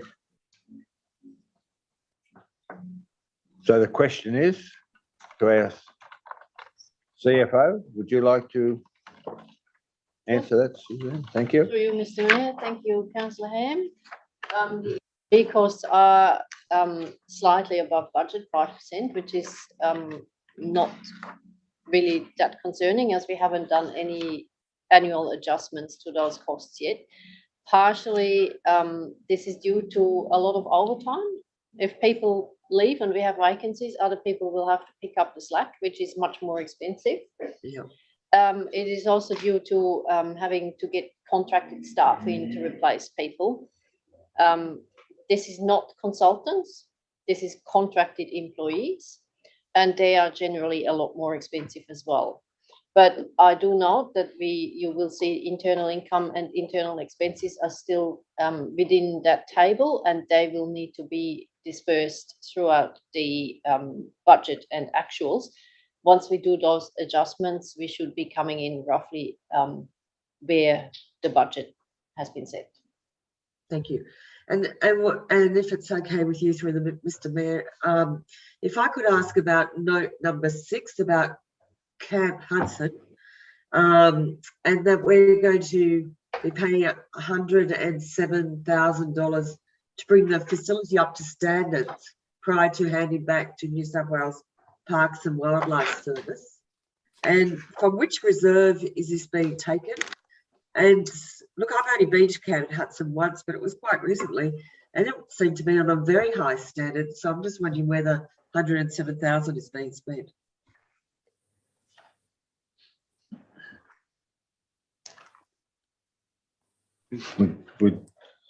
Through the mayor, if I can just provide a general response that there is a specific reserve for Camp Hudson.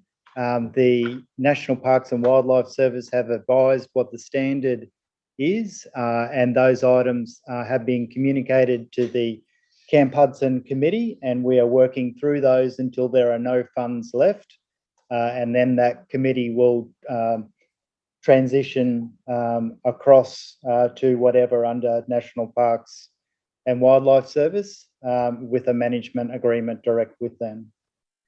So there'll be no money left in reserve for Camp Hudson. No money. That's clear. No. That's correct. Yeah. Thank you. So, Any further questions, Councillor Thompson? yep, that concerns me a little bit. When council took over, when council took over Camp Hudson, what was the amount of money that they had in the reserve that council took responsibility for? Do we know?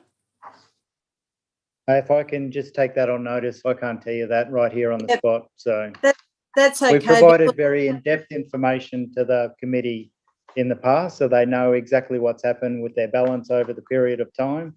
I know the circumstances did change with the hand back of that reserve and the requirements under that reserve to National Park, but that's been communicated, and there's been quite good correspondence lately between National Parks, the Camp Hudson Committee and Council about what's happening, but we'll take that matter on notice. It concerns me that we're handing back a facility with absolutely no money for the committee to actually start with, which means they have to start from absolutely zero. That's a big ask. So it's a matter you might want to take up with the authority that's in control of that particular facility. Thank you. I could be wrong. I believe that the National Parks and Wildlife Service have in some way empowered the Camp Hudson Committee to continue to run the facility, and obviously it would be their requirement to provide funds to achieve whatever, but I'm not sure of that. That's my understanding, though. Councillor Livermore, I believe you had some consultation. Yeah, only 3 years, Mayor. I believe the reserve balance at the time was about 107,000. I might be wrong, but I'm pretty sure that was pretty close. Just to recap, there were certain works that were required by National Parks to bring it up to a standard. Now, those works were being done, and I think they were, could be the end of June, I think, this year, that they were programmed. Hopefully all the works would be completed, at which time they'd enter into an agreement. And I think National Parks wanted to enter into an agreement with an incorporated body. So my understanding is the Camp Hudson Committee have been going through that or have completed that process. And they're still, to a certain extent, I think, involved in the management, you know, through use and that of the facility there. And that will be under that new agreement with National Parks. That same committee will run, and then they will generate funds and so on. Thank you. Any further questions on the quarterly review? Chair, through you, Councillor Mr. Armour. Mayor. Sorry. There's just a question posed to me that you can give me the answer for, Suzanne. In 34 with the Ross Corner Medical Centre, Ross Medical Centre is no longer managed by council. It says it's leased, isn't it? Yeah. Not the. As a separate thing. Okay. Councillor Armour, can you just speak up, please? Yeah. Okay. And why has council foregone 300K of revenue on that issue? Would you mind telling me where that is? Note 34. Page 8 of 15 on the attachment. To you, Mr. Mayor, this was budgeted before we entered into the lease. Okay. And was budgeted as our income. So now that we have entered into the lease, obviously we would not receive that income. Okay. So that's a difference between us running it and between a lessee running it. Okay.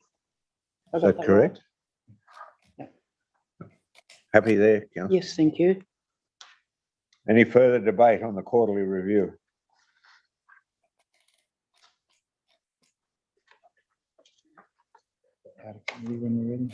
Righto, we'll move out of committee. A mover? Councillor Larder, seconder? Councillor Ham?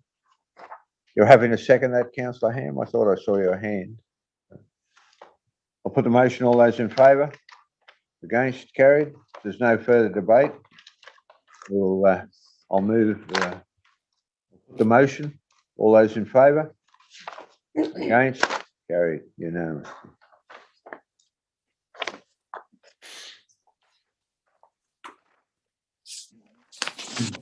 Item 10.5. Statement of investments. Any discussion? Is there a Move the mover? report. Councillor Thompson, is there a seconder? Councillor Hughes? Any debate or discussion?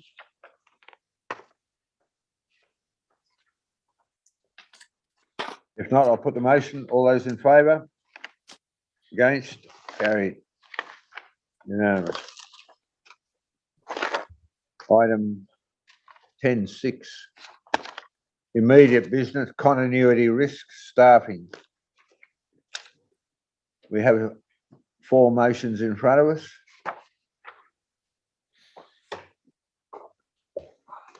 Is there a mover? Councillor Larder, a seconder? Councillor Livermore? Is there any debate?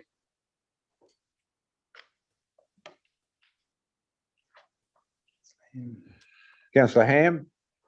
Just that I was at the Audit and Risk Committee and this was discussed, and this workforce shortage is not just for Snowy Valleys Council, and this report is quite,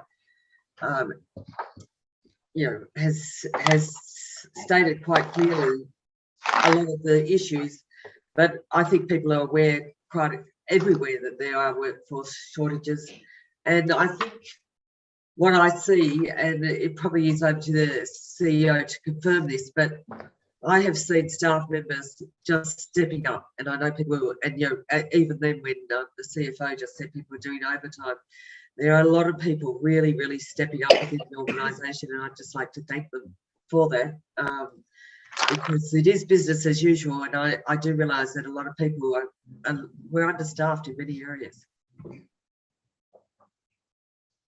I was in discussions with Jill Ludford regarding the staffing issues that Murrumbidgee Health are confronting at this point in time. And as you rightly point out, we're not the only people. They've got a vast range of issues that they can't address by way of staffing, and not only staffing, but housing accommodation for those that they can find. They're, I think they've got some like 600 trainee nurses or graduate, pre-graduate nurses coming online, and they can't find accommodation for them.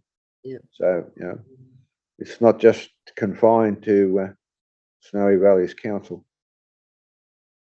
Righto, sorry, Councillor. I'd like to just add comment to that too. Yeah, I was in.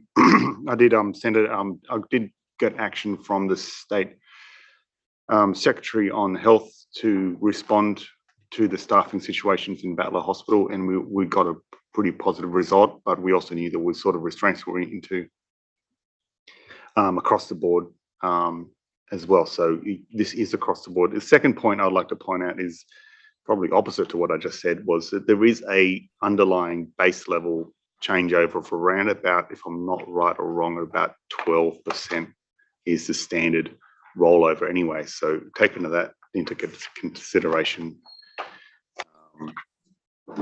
across the board, and on a good day, that's about normal is about 12. Or I think I understand. No further debate. I'll put the motion. All those in favour? Against? Carried. Unanimous. James. You're in favour, weren't you, James? It's a bit hard to see. Sum up. That's because I didn't move my arm. Understandably. Right, 10.7. A review of the executive organisational structure. 7 points in this recommendation. Is there a mover? 2 needs to be defined. Define which model into. We need to define in item 2 the model that we're moving.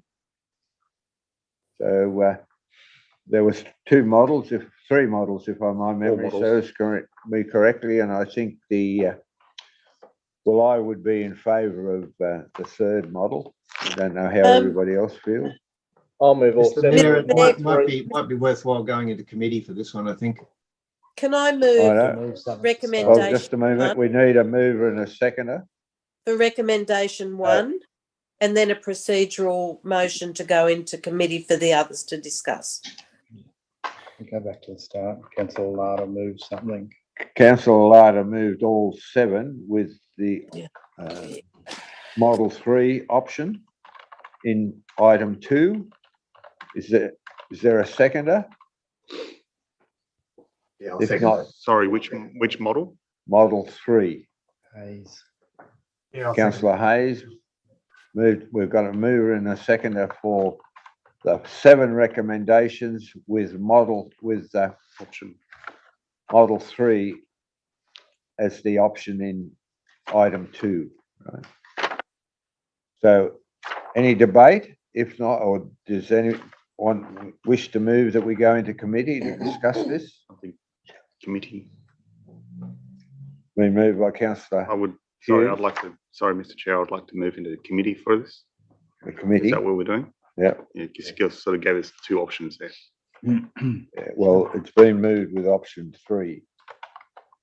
All right. Well, I'm not going to support option 3 without lease committee. Right. Okay. So you're not seconding. No. Right. Okay. Is there a second of a Councillor Larder's motion, which is 1 to 7?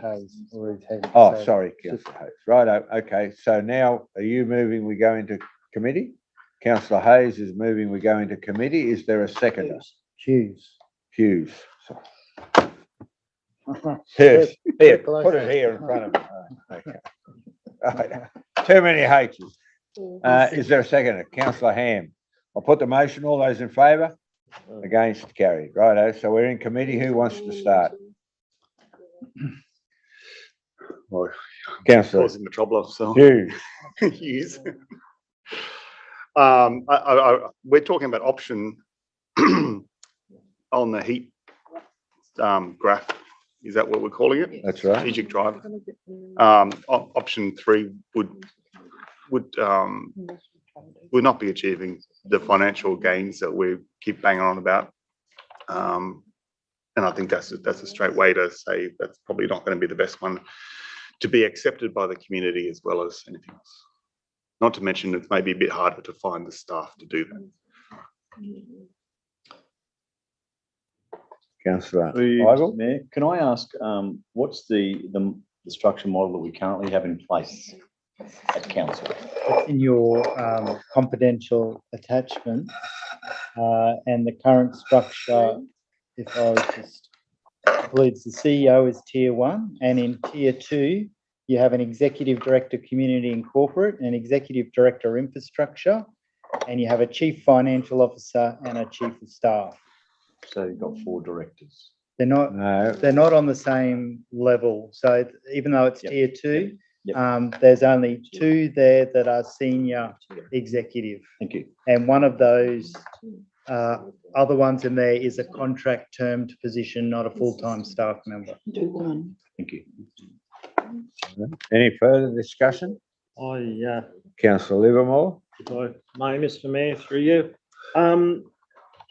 Yeah, look, I would tend to support that third option with the 3 directorates. And I know a comment was made, I think Councillor Hughes said it'll be hard to get 3 people with the requisite skills. But when you look at the second option with that directorate with such a big area of responsibility, I think it'll be even harder to get somebody with the requisite skills to fill that position, because that is covering a hell of a lot of territory. And it's also covering responsibilities in areas that you would not necessarily expect one person to have worked in those different areas. So, and the workload there would make it very, very difficult to do. So now, although that option is a slightly more expensive option than the option 2, it's in the long run, it would give you better scope to look for efficient savings and so on throughout the operation of those directorates. So overall, it may well be a least expensive option down the track. Because, I mean, all this stuff's not going to happen in the first week when you put this in train. It's going to take time. Any further discussions? Anyone want to make a comment? Yes, Chair. Councillor You, Howard? Mr. Mayor. Because we have had discussions in committee about these things, and we all understand probably why we're coming to the conclusions that we are. I was wondering whether Shelley might just explain to me why option 1, which would give us the maximum dollar return, is probably the least beneficial to the organisation in the long run. In the long run, please. Through you, Mr. Mayor. Thanks, Councillor. I guess just emulating some of the discussion that we'd had over the last few workshops around the first model. If council, and given that the model was originally proposed ahead of any special rate variation decision, originally if it was proposed because it was primarily driven around financial savings. So if we hadn't been fortunate enough to have the SRV handed down to us, council would have been forced to make a decision that looked around something like that model. So yes, absolutely financial savings was the driver, but it does come at a cost, and the cost is that we would be sacrificing a level of strategic work, and that all of that responsibility would then sit with the CEO, which is potentially, and picking up on Miss Councillor Livermore's point, is unsustainable into the long run. The other key component about that is that that model would have the most impact both industrially in terms of redundancies, potentially transfers, and on staff wellbeing, as well as would have a lot of operational impact. In fact, all of our systems and our policy and governance frameworks are set around a structure that has that additional director tier or that leadership tier, regardless of whether it's a director or an executive manager. So yes, Councillor Armour, that one, whilst there's ticks the green in the boxes of financial savings and absolute perfect alignment around service area delivery, it does come at a cost of those other areas. So I hope I've answered your question. Discussion, Councillor Ivell. I just want to speak for the third option. Council still needs to run efficiently. We still need to be able to do to get services to the communities that we serve. And I think if we start reducing that at the executive level, and I particularly take point that if we're not strategic in the way we're approaching some of these issues, we could find ourselves going backwards. Councillor Thompson.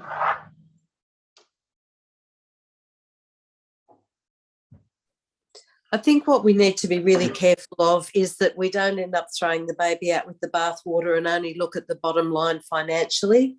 I think that what needs to happen is that we need to understand the need for experience and leadership within those executive positions as well, because part of the role of those directors or executive is about mentoring the staff below them. And so just simply going for what's going to be the best financial income is not necessarily what is going to be best overall for the organisation and in mentoring staff and, dare I say it, for succession planning for the future, which is why I support option 3.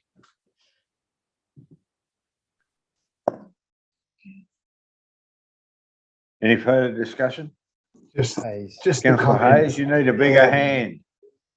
Well, I moved it. Look, I'd just like to say that I think this will be well received by the community, some of the community who hark to go back to the days of old.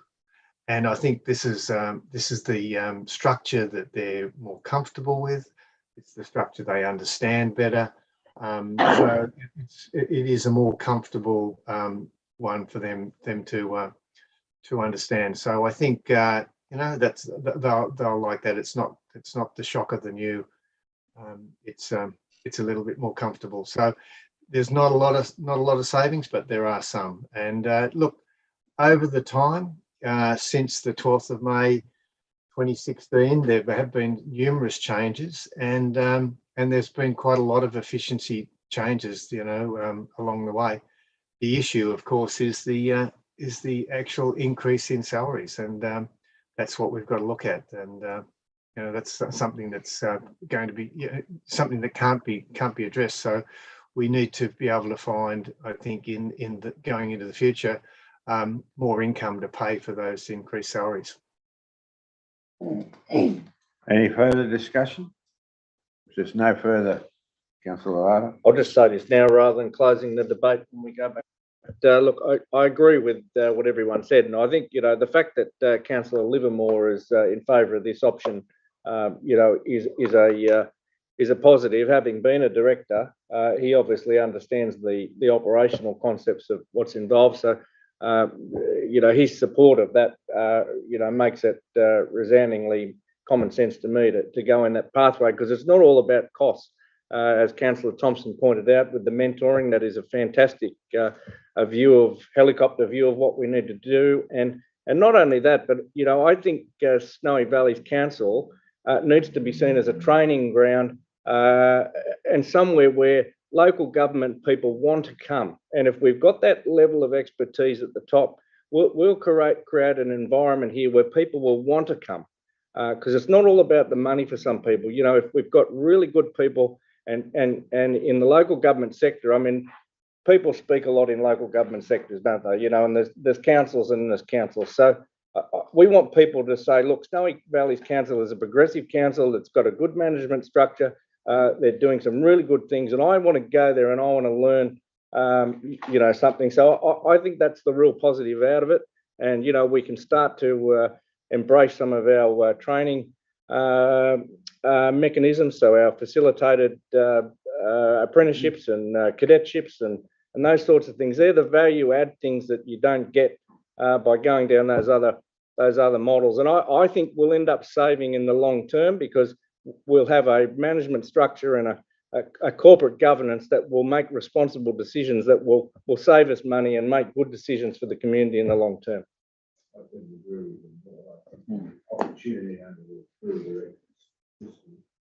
Gives us a great opportunity to drive more efficiencies within the organisation, assuming you get competent people in those positions. If there's no further discussion, we'll go back into council. Is there a mover? Councillor Larter, Councillor Hughes. Thank you. I'll put the motion. All those in favour? Against? Carried. Righto. Is there any further debate in the on these 7 items?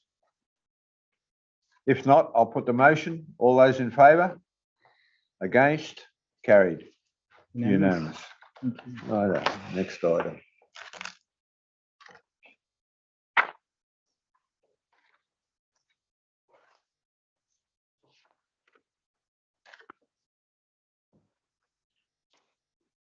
Righto. Item 11.1, Cancoban vacant land. This is just a procedural motion to deal with correcting the DP number. I don't think there needs to be any debate, but if anybody does have, there'll be an opportunity. Is there a mover? Councillor Larter, Councillor Livermore. Any discussion? If not, I'll put the motion. All those in favour? Against? Carried. 11.2.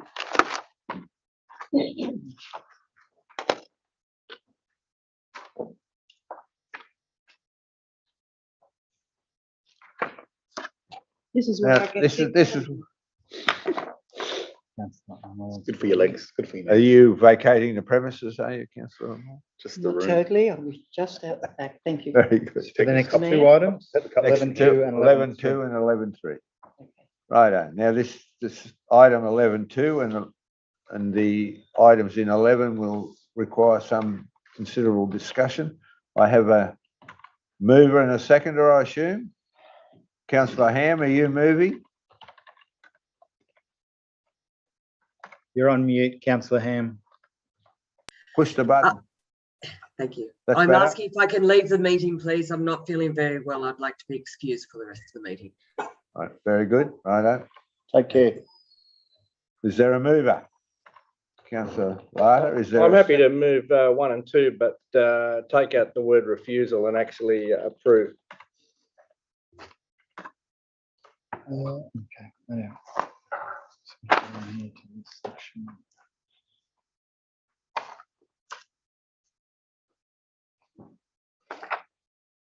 Sorry, just skipping to that section of the report.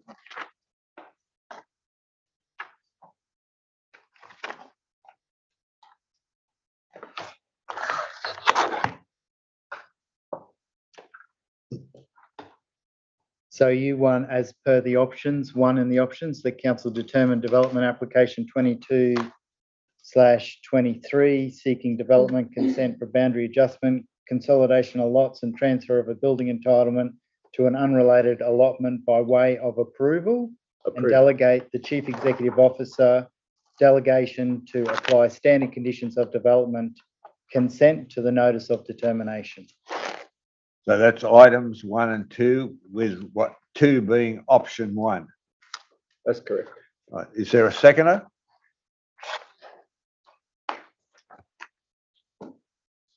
Can I just seek clarification, please? Councillor, You can. did you take out by way of refusal? That's Did correct. Thank you. Is there So a it- seconder? Yeah, I'll second that. Been moved and seconded. Is there any debate? If I may, Mr. Mayor, Councillor Livermore. I had a number of issues with this one, and they go to the planning report. I think it's very difficult to make a determination in some ways, and I must apologise. I'm putting my planner's hat back on here. I know there's been a lot of conjecture about the use of clause 4.2C, which is in the Tumut LEP and has been used in the past for, I won't say exactly the same, but I'll say similar type applications. I know we did one recently, which I don't believe was the same as this one. The circumstances of it in terms of the land and the appropriateness of the use of that clause were much different. I see this one that there's a technicality there that you could argue the use of clause 4.2C. And it's my disappointment was that clause 4.2C has not been addressed in this application or this report. Now, interestingly, if you wanted to refuse it, there was probably enough provision in clause 4.2C, if you really go into it, to actually refuse it under that provision. However, on the face of it, and this is the complicating thing for me when you look at this, I think there's a technical thing there where you could say, okay, you may legally be able to give approval to this development under that clause. However, you've still got to ask the question, is it a suitable development for the site? And I can see that there's a lot of problems involved with it. Access is obviously a main one, because this is going to be a residential lot. It's not a farming lot where you might say, well, look, I can get up there once a month in a 4-wheel drive. So I only need access equivalent to that. I mean, being a residential lot, you've got to go on the basis that someone's going to want to build a dwelling there. Now, on that basis, you would have to require that lot to be serviced by an all-weather 2-wheel drive standard road for emergency services and so on. And that's always been pretty much a common thing within planning requirements. So, yeah, it's that's the thing here with me. You've got a thing that it's probably not a good development weighed against a technical issue where you could argue it's legally permissible.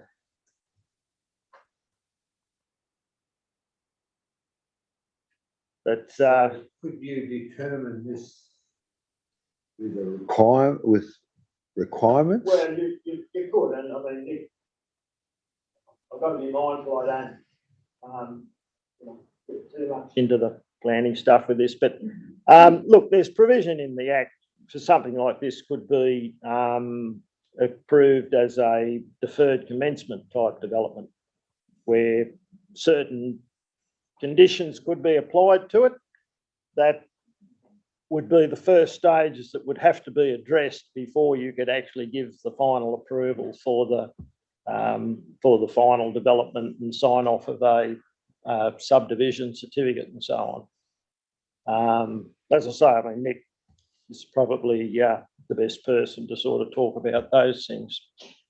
But yeah, look, it is an interesting one, but I mean, to me, it's not as I say, the previous one we did at the last meeting was a pretty straightforward one. This one is not. There's some really complicating issues with this one. Now, if I remember correctly, the gentleman made in his earlier presentation, the council made a comment about the building entitlement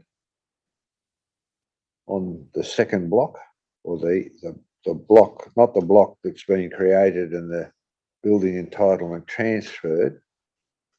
He made some comment, if I'm not mistaken. Well, my understanding of this is, at the end of the day, this was approved in 3 lots. One will be this smaller 20-hectare lot, which will be the result of the relocation, if you like, of the building entitlement.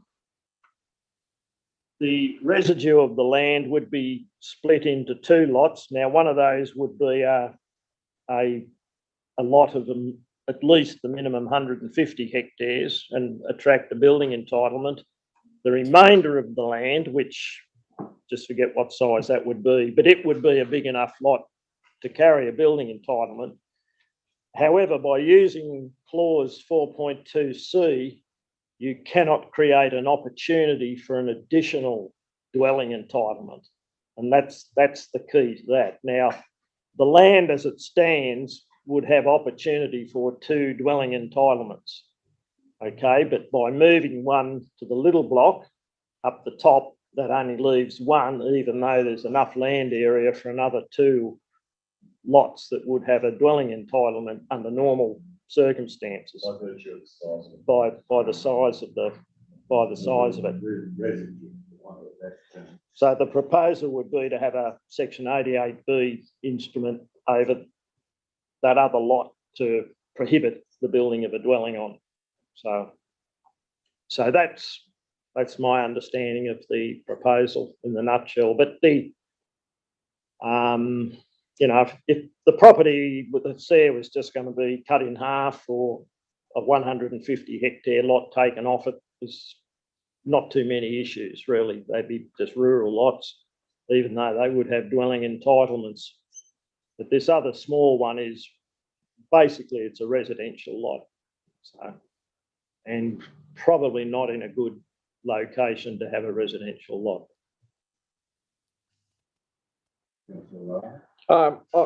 Let's seek some advice through the mayor, but I mean, my understanding here is that we're dealing with a boundary adjustment. There's not actually a DA in regard to approving a building as such. We've been down this pathway before with other lots. An entitlement doesn't necessarily mean that it is going to get the green tick of approval for a building to be constructed. They would then have to comply with the appropriate instruments and council regulations in regard to actually building a dwelling, and that is not a fait accompli when it comes to a building right. Is that? You wish to comment, Mr. Wilson? Yeah, through the mayor. Essentially, at the end of the day, so there is just 2 lots being created here. So there's lot 41. So if you look at page 67, there's proposed lot 41, which has 20 hectares, which is where they're seeking to move the dwelling entitlement to. And there's a residual lot 42, which has got the 410 hectares. Now, that lot's of sufficient size to be able to put a dwelling house on there. So we want to try and restrict that so that they're not getting 2 dwelling entitlements, they're only getting 1. But as Councillor Lotta referred to previously, any future dwelling on proposed lot 41 will be subject to Development Consent of Council. So they will have to lodge a DA for that, and they'll have to go through a merit-based process in order to get a dwelling house constructed. But essentially what this does is it allows that permissibility, if you like, or entitlement to be able to lodge an application for that lot. Correct. Is there any further discussion here? Just a clarification. So to go back on what Councillor Livermore said, if this subdivision was 150 hectares instead of 20 hectares, we basically wouldn't be having this conversation. Correct. So that's correct. So, do you wish to answer that question, Mr. Williams? No, that is correct. Yes. What I perceive as the problem is a desire not to end up, separating 150 hectares. However, there's another issue that needs to be considered, I believe, and that's access to the block and the impact on the people whose property the access goes through. Are you happy with the way that's been considered? Mayor, obviously, at the end of the day, there is a legal and practical access to this site. It has been checked by our development engineers. That access arrangement, in my view, would be a 4-wheel drive. I don't think that it would be easily accessible by a 2-wheel drive vehicle into that location. There may have to be some minor maintenance done on that road. There is some erosion that's occurring around the access and egress. However, it is legal. It can be done. Mayor, if this family puts in a development application for a dwelling, could that be covered off in that DA, the access provision, and what standard would need to be? What needs to be done beforehand?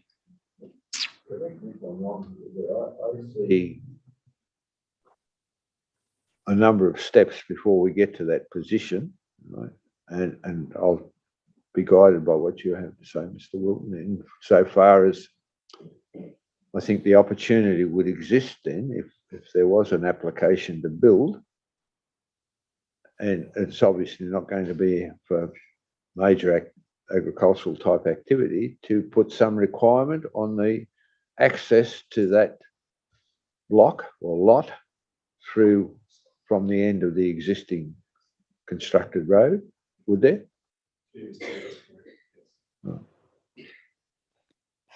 Well, I think that probably covers the issue. Is there any further discussion? I just think we probably need to remind people more generally that a building entitlement doesn't necessarily mean, under a merit-based process, that they're going to get the boxes ticked. So access and all these other issues could come up when they submit a development application. So a real estate agent selling a block on the basis that it has a building entitlement doesn't necessarily mean that it's going to be an easy DA process. And we don't want to be caught here, with a PR problem. But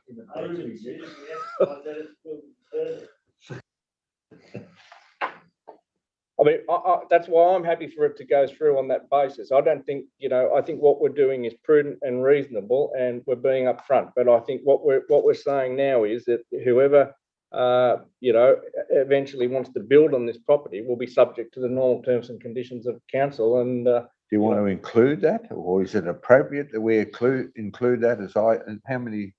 Was it 7? So we can put a note on the system so that when they do a search, but there's only 2 parts to the resolution here, which includes right. Set so of why approval can't we conditions. add it? I'm happy to make an amendment if you think that's a reasonable.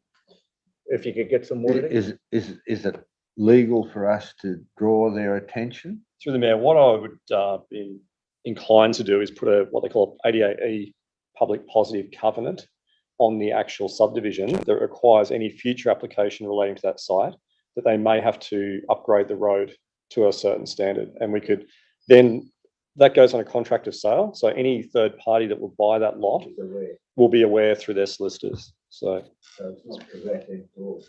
I'm happy as an amendment if the second is happy. Mr. Wilton, could you please assist the Minute Secretary to add that in as condition 3 while we continue? Thank you.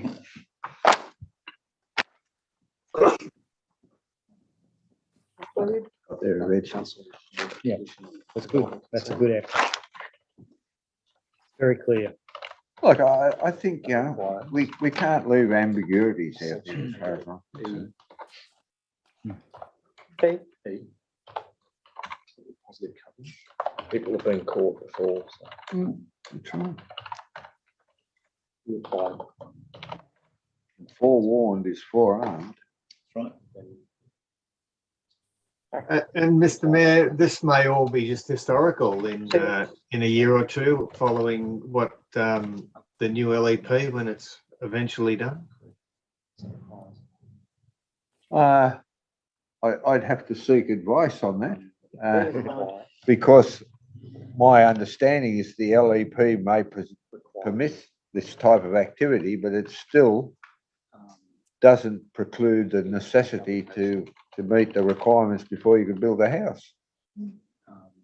That's right. That's correct. I was more alluding to the fact that it may 20 hectare minimum lot size. it may In the interim, if we want to have a quick yarn about the potential of the LEP, we need to address the ability to expand our communities by way of this new LEP. Now is I not don't the want to be time. going process every time we subdivide. Sorry, Stay on topic. stay on topic. I was just filling in time, Councillor Thompson. Oh, I Share think your we've got screen, plenty to please, do that. Beats tap dancing. Just Righto. sharing the screen so that everyone can see clearly. You just need to shrink that, Jenny. They don't need to see themselves. And if you can just blow that up to a larger size. Move that over here. No. I'm sorry, I'm being short, but I can't. It's on there, but I can't get it on here. Technology. I'm good, but not that good. It's not shared Oh, yet. it's over the conjecture too. Just share that. Yeah, just go share screen. Good outcome. Yep. Yeah. Share.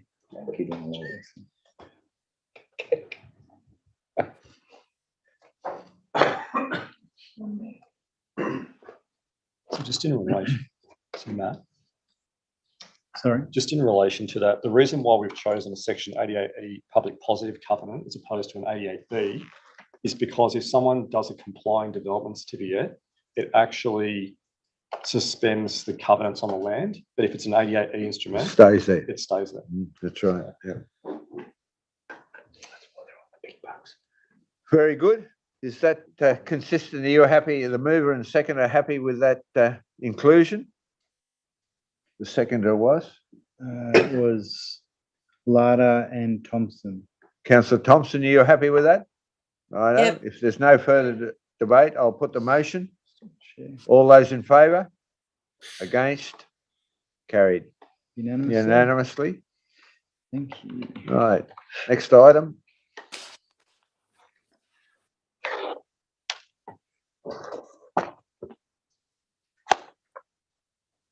(11.3). Micro distillery on lot 26 DP 1018407. Is there a mover, seconder?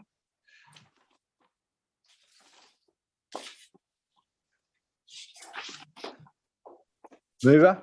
Mr. Mayor, just trying to Councillor get to it Hayes. first. I'm just struggling with my computer for a moment. If you can just bear with me.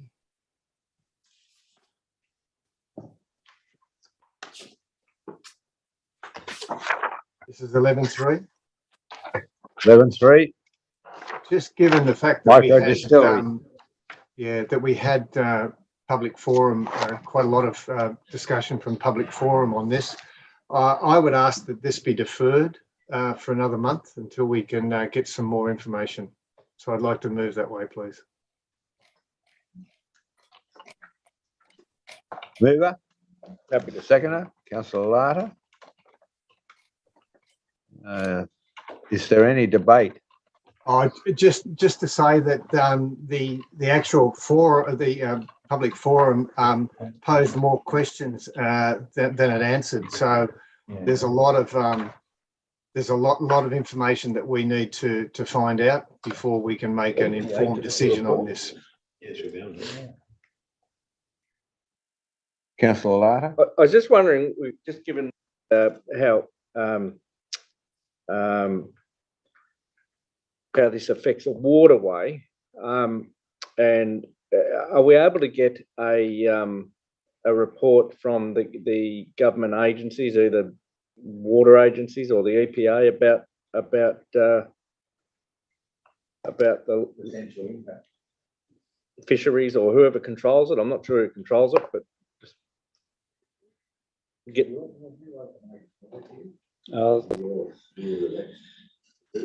Through the Mayor, obviously in relation to this application, it doesn't trigger any requirements for referral to NRA because it's outside of that 140 metre distance to the Gibaganda River. And the same with EPA, there's no requirements to refer it to the EPA or to Water New South Wales. However, if the council's of the view to take a more precautious approach in relation to this application, certainly we can seek comment from those agencies as opposed to a formal concurrence arrangement. So that's just a matter for council if they choose to do so. There were a number of issues that were raised during the presentations this afternoon,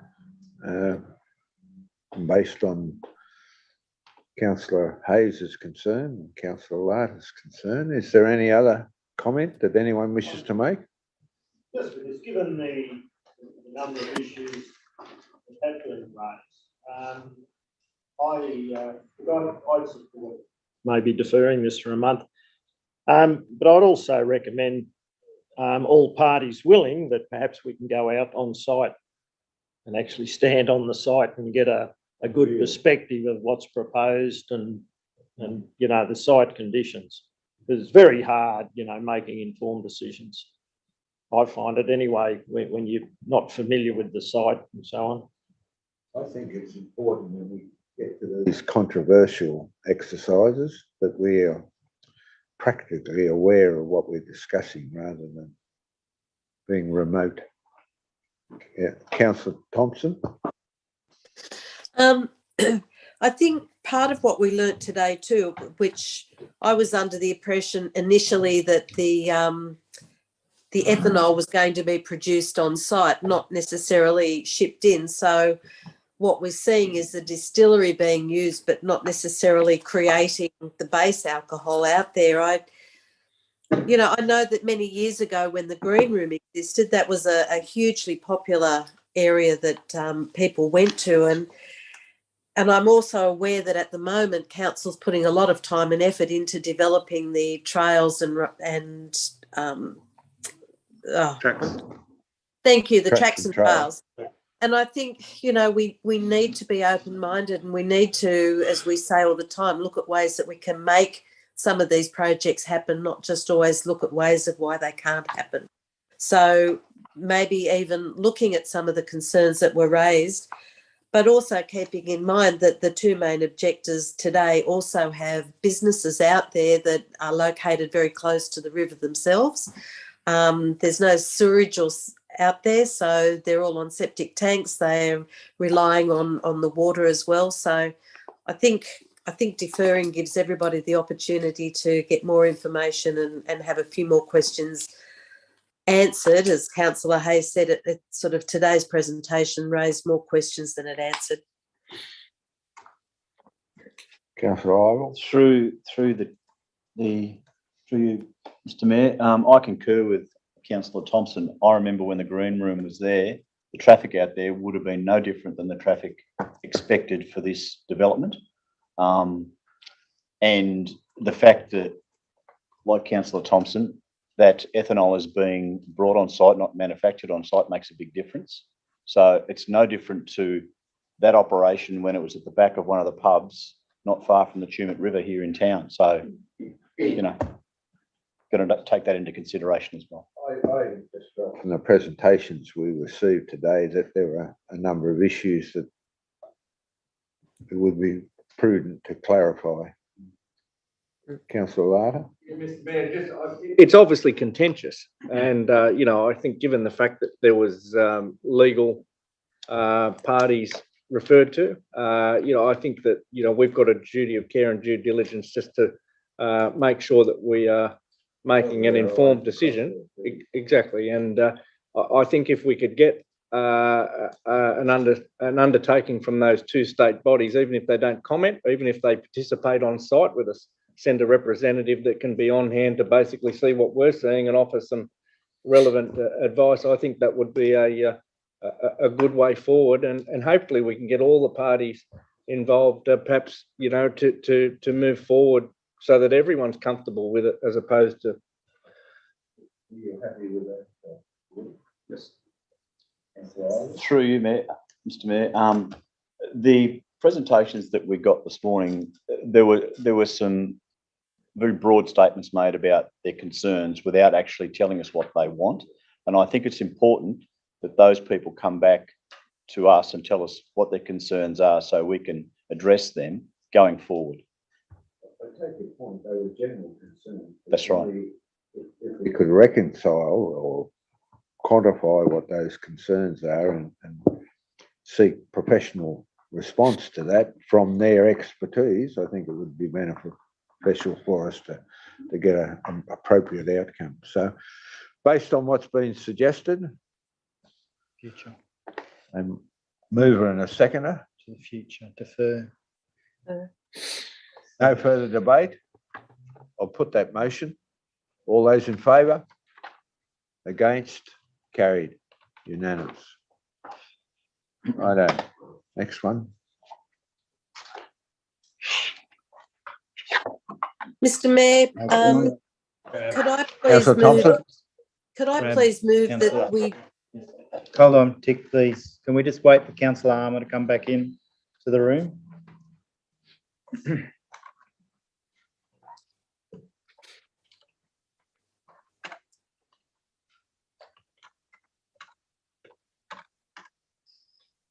Councillor Thompson. In light of, I think everybody received the updated report or the updated information that Stephanie Oliver sent out through the council email to all of us, and it had significant work in there. I look at this and I'd like to actually see if we can defer this report. I've been in touch with the residents or the committee of the Glen Estate, and they're happy for it to be deferred. I think it needs to be looked at in totality, and that includes the safety aspects, the lighting aspects.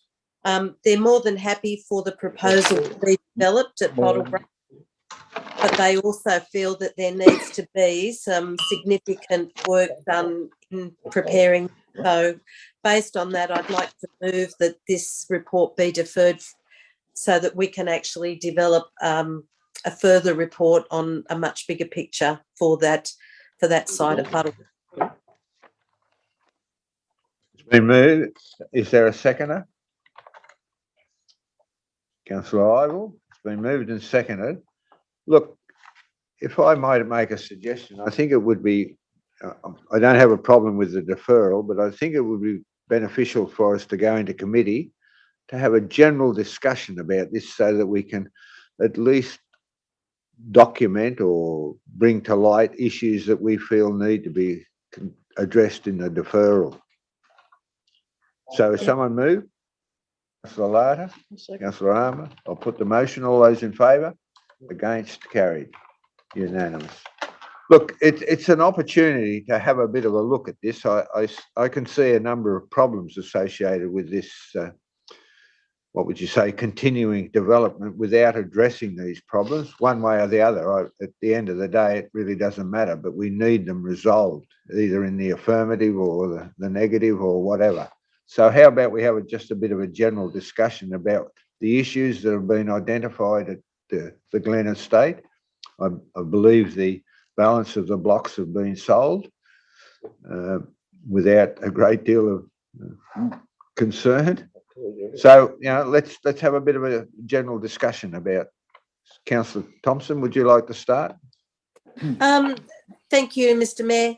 I think what's really important for people to understand is that initially this came about as concern by residents in relation to the fact that there are now going to be 114 residential blocks within the establishment and only one entrance and exit. And what came out of that concern was the fact that there is also not a single space within the estate for the younger generation or the younger demographic to actually have anywhere to play or meet. And so what that was creating is that the young people were actually playing basketball on the road, riding bikes and skateboards on the road.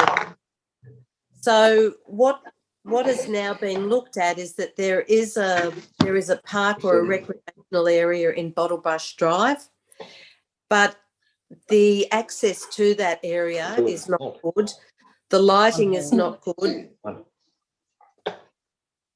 The road to the area isn't good. And so the people of the Glen Estate just want safe access to a recreational area that is going to be appropriate. They don't want lots and lots of more grass. The kids would actually love a concrete area for basketball or netball or even to ride a skateboard. So considering that for 114 blocks in development, then there was probably a significant contribution 94 paid.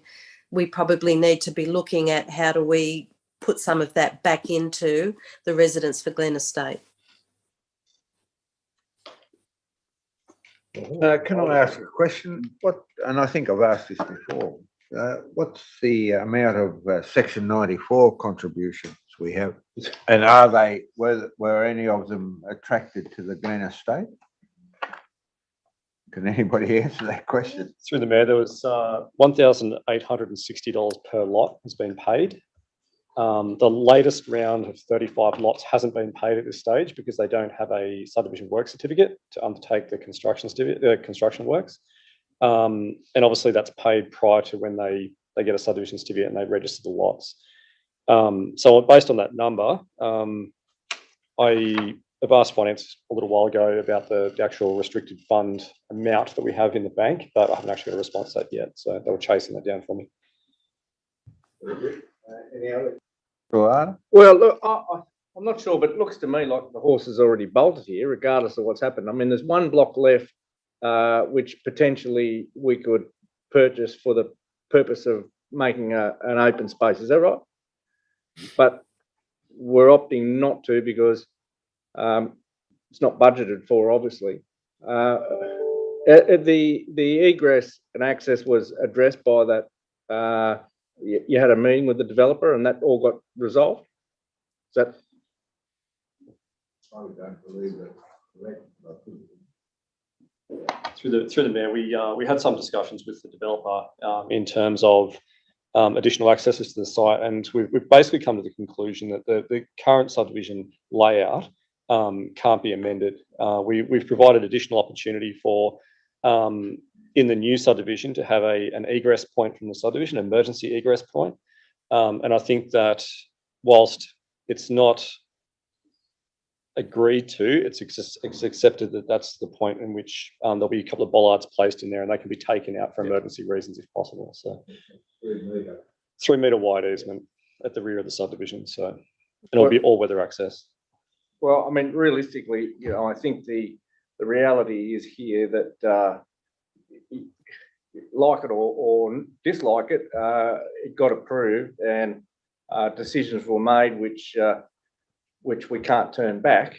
And we're at a situation now where the only option is to decide whether we essentially buy the remaining block for an open space, or we don't buy it. I mean, the access and egress has been dealt with.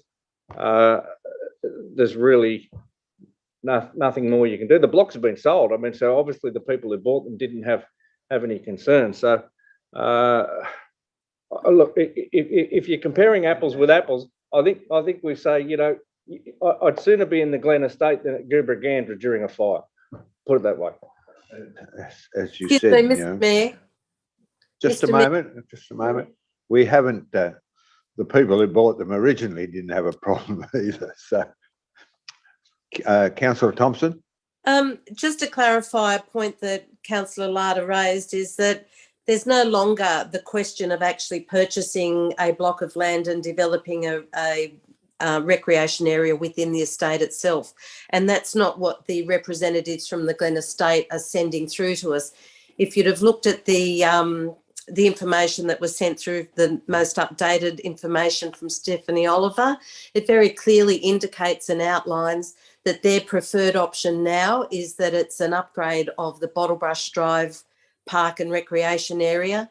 But what they are requesting is that, because at the moment, in order, if you have young people wanting to get down to that, I don't know where the 400 metres came from, because the closest I could get was 600 metres from one point, 900 metres going another way. So it's a longer way, but there's also open stormwater drains. There's not adequate footpath, and even some of the lighting. So the report that Stephanie sent through to everybody outlined very clearly, that didn't even ask that we consider the purchase of that block of land now. We've moved beyond that. What they're asking for is an upgrade of the Bottlebrush Drive, and they've identified some of the things. The report was phenomenal that Stephanie put together. I'd ask all councillors to have a good look at it. Yeah, so they're not asking us to buy the block and develop anything within the Glen Estate anymore. They're merely saying, can we please upgrade the Bottlebrush Drive and to also include some of the safety aspects. Look, there's two issues here, and correct me if I'm wrong. One that they raised some time ago was the lack of access and egress to the estate other than the one that now provided. What you're suggesting is they're happy about the situation remaining that way? They understand. And the second issue is a recreational area, whether it be within the estate or exterior to the estate, that will address their concerns. So I think if we don't have to deal with, in my opinion, item one, e.g. the additional access and egress from the estate, the only one we have to do is the recreational. Councillor Larder? Yeah, I'm not sure why we'd be deferring the 4 recommendations, because essentially if Councillor Thompson is advocating for an embellishment of the Bottlebrush Drive play area, then that's what we're committing to investigate. So we're not going ahead with purchasing the vacant land that the developer has left as an option. And the report from Stephanie has indicated that option 3 was of the recommendations was their preferred outcome. So I don't know why we'd be deferring it. I'd like to respond to that insofar as, through you, Mr. Mayor, is that I believe that it's more than just what happens within the Bottlebrush Drive. There's the report that was sent through to us from Stephanie to have a look at, actually outlines the need for improved lighting. There is no light at the intersection of Kappa and Currawong roads, some of the open drains. So there are a lot more issues to deal with other than just what is in the Bottlebrush Park area itself. It's a total project. It's not just that little area within Bottlebrush Drive. You could amend 3 to commence investigation in consultation with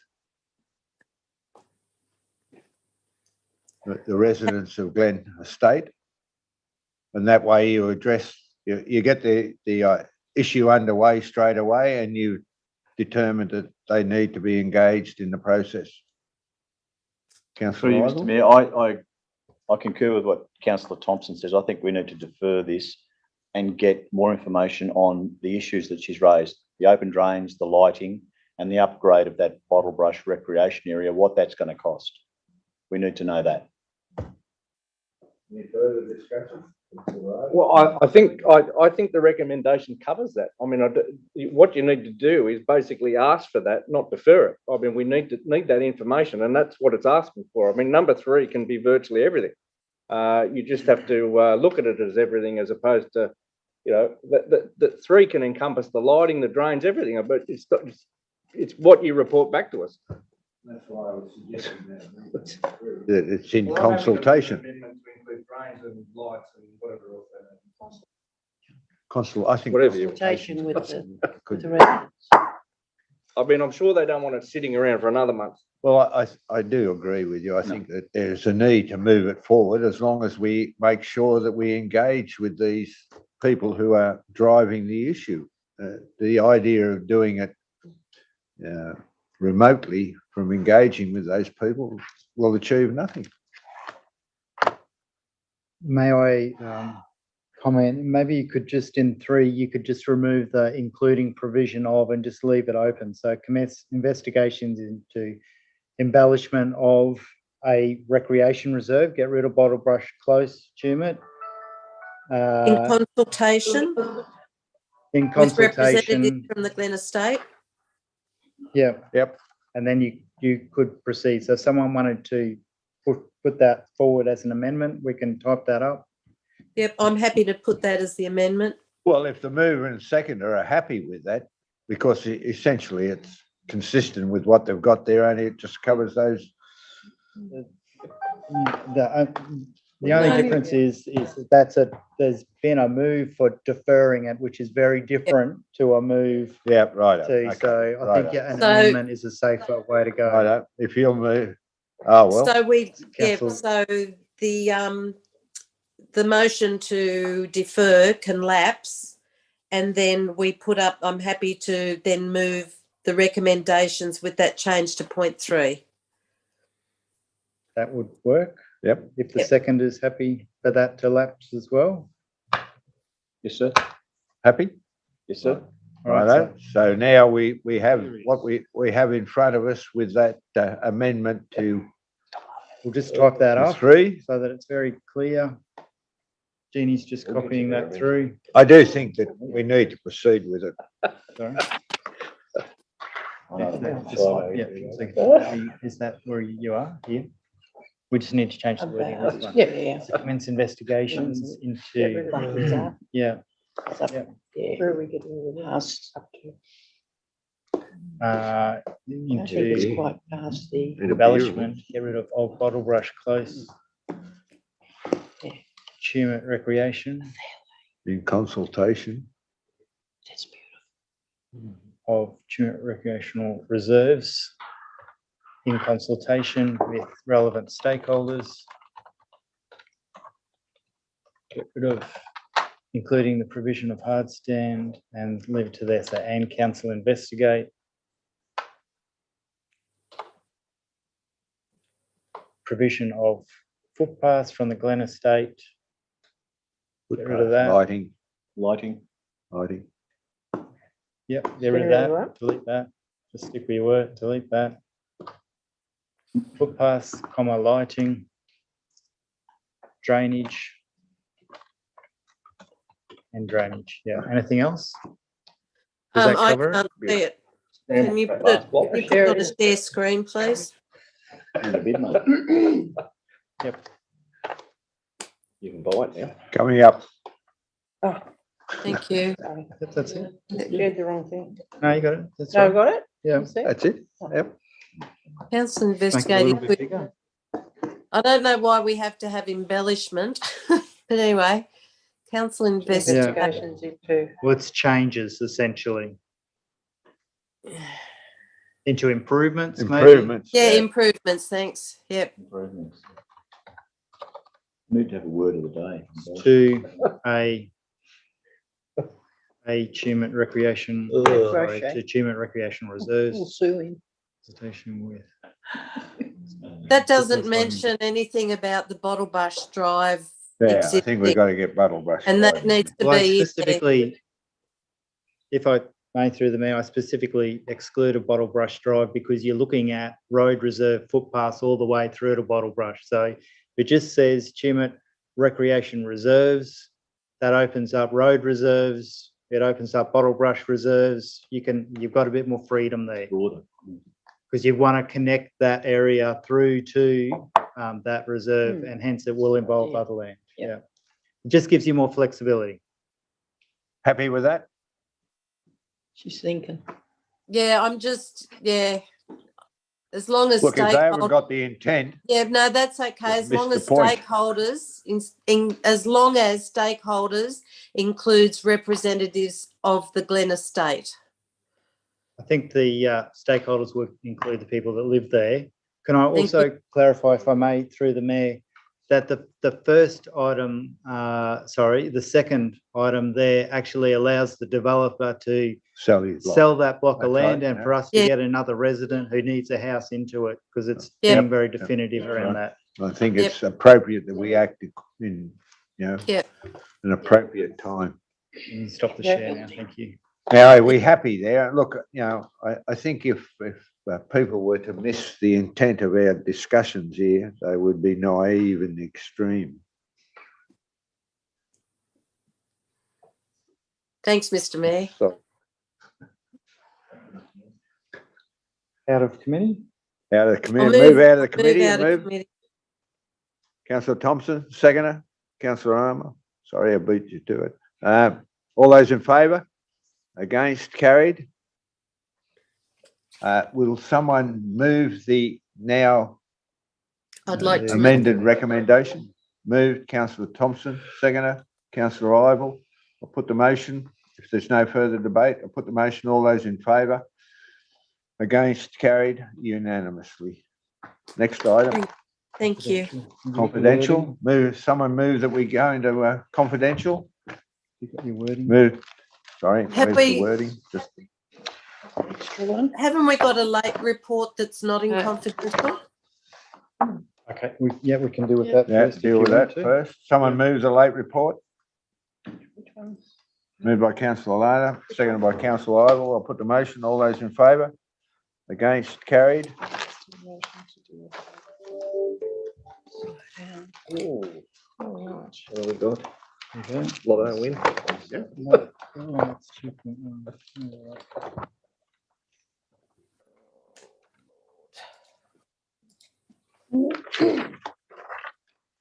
We go to the cherry factory.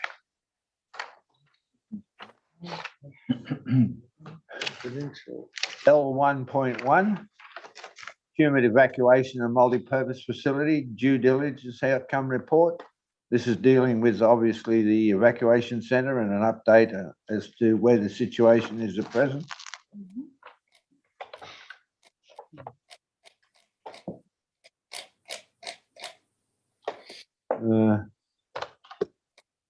Yeah, I think it probably needs amendment. But anyway, it's been moved. Items 1 through to 3. Is there a seconder? Lada moved and Councillor Hughes, did you second? Okay, I got the Hughes right. Ivel.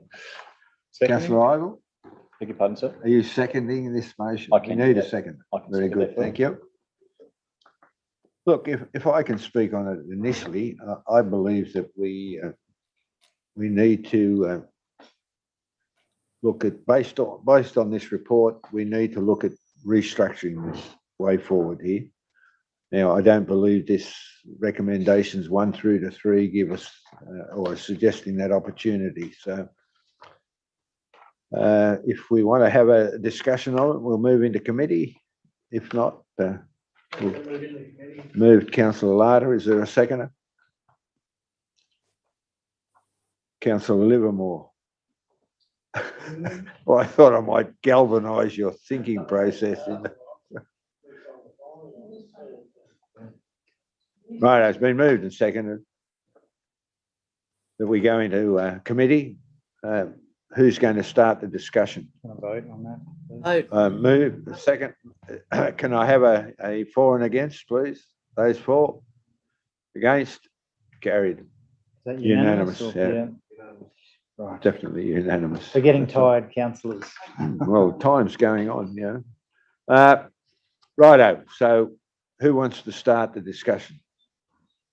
Councillor Larder? Happy to. Look, I'll make it brief. Obviously, the report has highlighted that essentially due to the slope, that the costs have blown out beyond what we are budgeted for by the government. And therefore, there's really only two options. We modify the existing proposal to fit into the budget, which I don't think is probably the best option personally, because I think it will basically scale it down to a point where it's basically just one shed with nothing in it, no other infrastructure. So I think the best option is an option B, which is basically to look for an alternate site very quickly. And my preference for that, if we can facilitate it, is somewhere like the railway precinct, because I think it gives the highway frontage. I think it gives the flat geography that we need. It'll minimise the cost. We'll get more bang for our buck. It's in the emergency services precinct. It's already a designated area for evacuations for caravan parks and the like. There's all the services down there. It's got good exposure and the easy parking. And it's already been basically a similar style of building has already basically been drawn up to go on that site, which was the former proposal to have the fire control centre, which would be a comparable building on that actual site. There will be some complications, I believe, in that it's a Crown land, but I don't see that they're insurmountable with the assistance of the relevant minister. And given the fact that it's for an evacuation centre, I think that should be an easy option, and something that we've already investigated with the fire control centre and had tacit approvals to go ahead with that.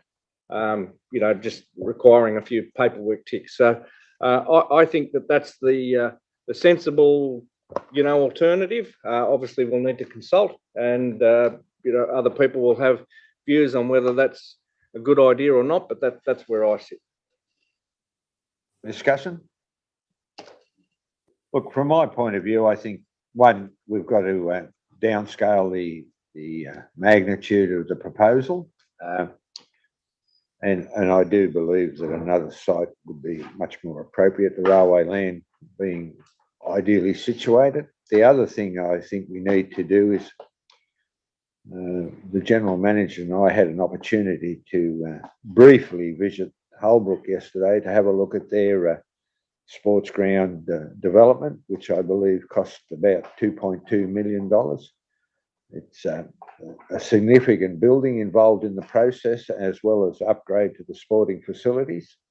So I think that we could seek this opportunity to engage with, certainly with Greater Hume, to identify the process they embarked upon, and in conjunction with our own proposal, look at the ways we can achieve outcome consistent with the needs of the proponents or the proposed users of the facility, whilst it's not being used in an evacuation centre, and come up with a much better proposal regarding the facilities required. So I think that if we were to go down that path, we may well end up with a much more appropriate outcome and at a greatly reduced cost.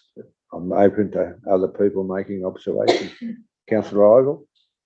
I think, as we discussed, I think the design of the building needs to have because it's an evacuation centre, we need to have a breakout area where people, if they're coming and going, they can be processed in and processed out, and that needs to have a little bit more of that space inside, as opposed to just a wide open, and I'll use the word basketball area. So that needs to be incorporated into it as well. Any other comments? Thank you, Mr. Mayor. I'm just making sure I'm not on, yep, just making sure I'm not on mute. Can I just say that what concerns me here is that when Councillor Armour and I raised this back in February, and it was all basically said that it was all fine and everything was going ahead, is that we would be that much further advanced. A lot of the issues that we raised as concerns, a lot of the issues that we raised as concerns, we were basically told we didn't know what we were talking about. And everything that has been said in the last 5 minutes in relation to the location, the need for the design of the building, are all things that we've raised previously. And so I would just like to say that, yes, I fully support it going down to the railway precinct. And yes, we do need to have a breakout area for the registration of evacuation people needing to register. But please just be aware that we were never against the project as a whole. We just wanted to make sure that what we got we could afford, what we got the community could afford. And now the angst of all those people who live in Fitzroy Street, I'm sure they will actually be relieved to know that we're not going to be taking away that beautiful vista. And we need to be very careful as a council going forward that we don't ad hoc put things in areas that we deem being really iconic and very scenic. Any other discussions? Councillor Armour? No, I wouldn't be game. I think Trina said it all. Look, the reality is that as time has progressed on this development, it's become obvious that, you know, there's a lot of issues, particularly the one that concerns me most, and I'm sure this is going to come into play when we deal with the airstrip, is the escalating costs that are associated with these styles of development, particularly when in the initial stages, the level of process has not been sufficient to enable a full and fair costing to be arrived at. And the time lapse, particularly in this environment that we're living in today, adds significant cost. And you know, we've just got to be mindful of that into the future. And I think that if we can process this or proceed this as quickly as possible, with the view to getting an outcome and certainly building it within the confines of the funds we have, we're not in a position to call upon more funds from our community to proceed with this. And there's the things that we've got to consider. So time is of the essence. So having said that, Councillor Ivel? Wholeheartedly agree. And I think as a council, what we need to do is be mindful that when this project first came to light, since then things have changed, finances have changed, building costs have changed. So we need to be able to adapt to those change, still come up with a product that the community wants, but it's not going to cost an absolute fortune. Righto, so now we need a motion. You've got to move in a second. About a committee. Do you want to discuss it further before you move out of committee? Well, do you want to see an amendment or it reframed, because it just doesn't address the issues in my mind? The review of the business case, if I may, through the mayor, would include a review of the site, and you've talked about 3 different sites that you would like included in that review of the business case. So we would operationally just take that on board as part of the review. I'm happy to move out of committee based on that operational note from the Chief Executive. Move that we go out of committee. Is there a seconder? Councillor Ivel, put the motion. All those in favour? Against? All those in favour?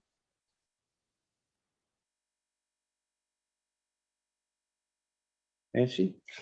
Yes. I think I saw that. Against? Unanimous? Unanimous. Righto, now we have items 1 and 2. We seem to be happy with item 2. 3, continue discussions with the region in relation to the cost escalation issues. Do we need that? I don't think that that's an unreasonable thing to continue. No, Right? continue on.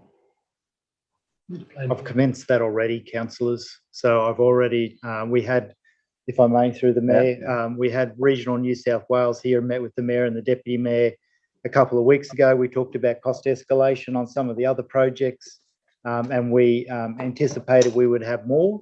And the sooner we get onto their list of issues, the better. If they allocate funds, it'll go in priority order of those who listed it off first. So I got in early and just flagged this as being an issue. Righto, we're happy. It's been moved and seconded. Any further debate? I'll put the motion. All those in favour? Against? Carried. Unanimous? Unanimous. Righto, next item. There's another. Item 2, and we've got some conflicts of interest, so some staff may wish to leave.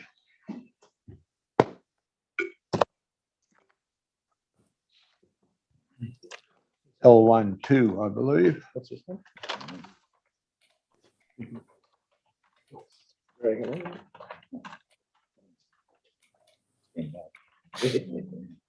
Need a desk over. Alterations and additions to dwelling lot 6, DP 511399 51 Delahunty Street, Tumut.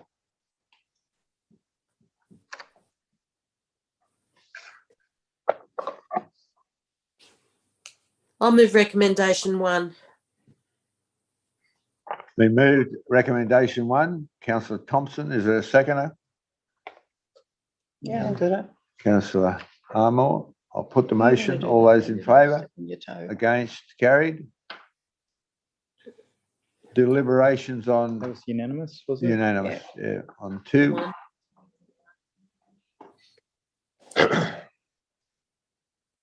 You wish to go into committee on 2? Yes, please. Been moved.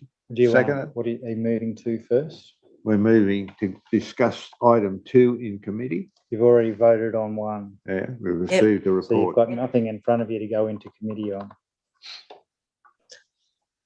Well, if that's the case, then I'll take out by way of refusal for the following. If we can't You discuss Want to 2. move the option? Is that what you're moving? So Yeah, I'll we'll just go put down to the that. option. Right. Yep.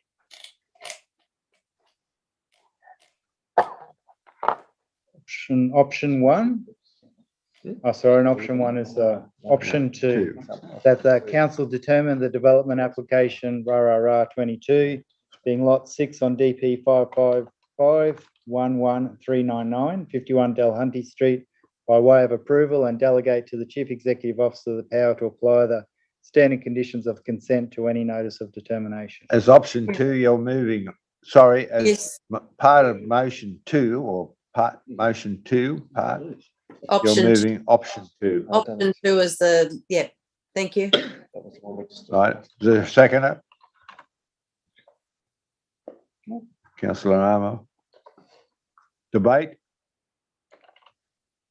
I'll speak to the reasoning why. I looked at the plans and the outlines and I was struggling to understand why the refusal when it was in line with other developments in the street of the same. And I just think, they're trying to improve the property without having a huge impact, I would think, on the neighbours, while improving the streetscape. So We just get a comment from. I inspected the site this morning from a distance, I might add. I didn't get involved with the proponents. If you look at the place on the corner, I believe that the setback of the garage will be consistent with the setback on the corner. I agree with you, Councillor Thompson. I think the proposed development would much improve the aspect of the property looking from the street.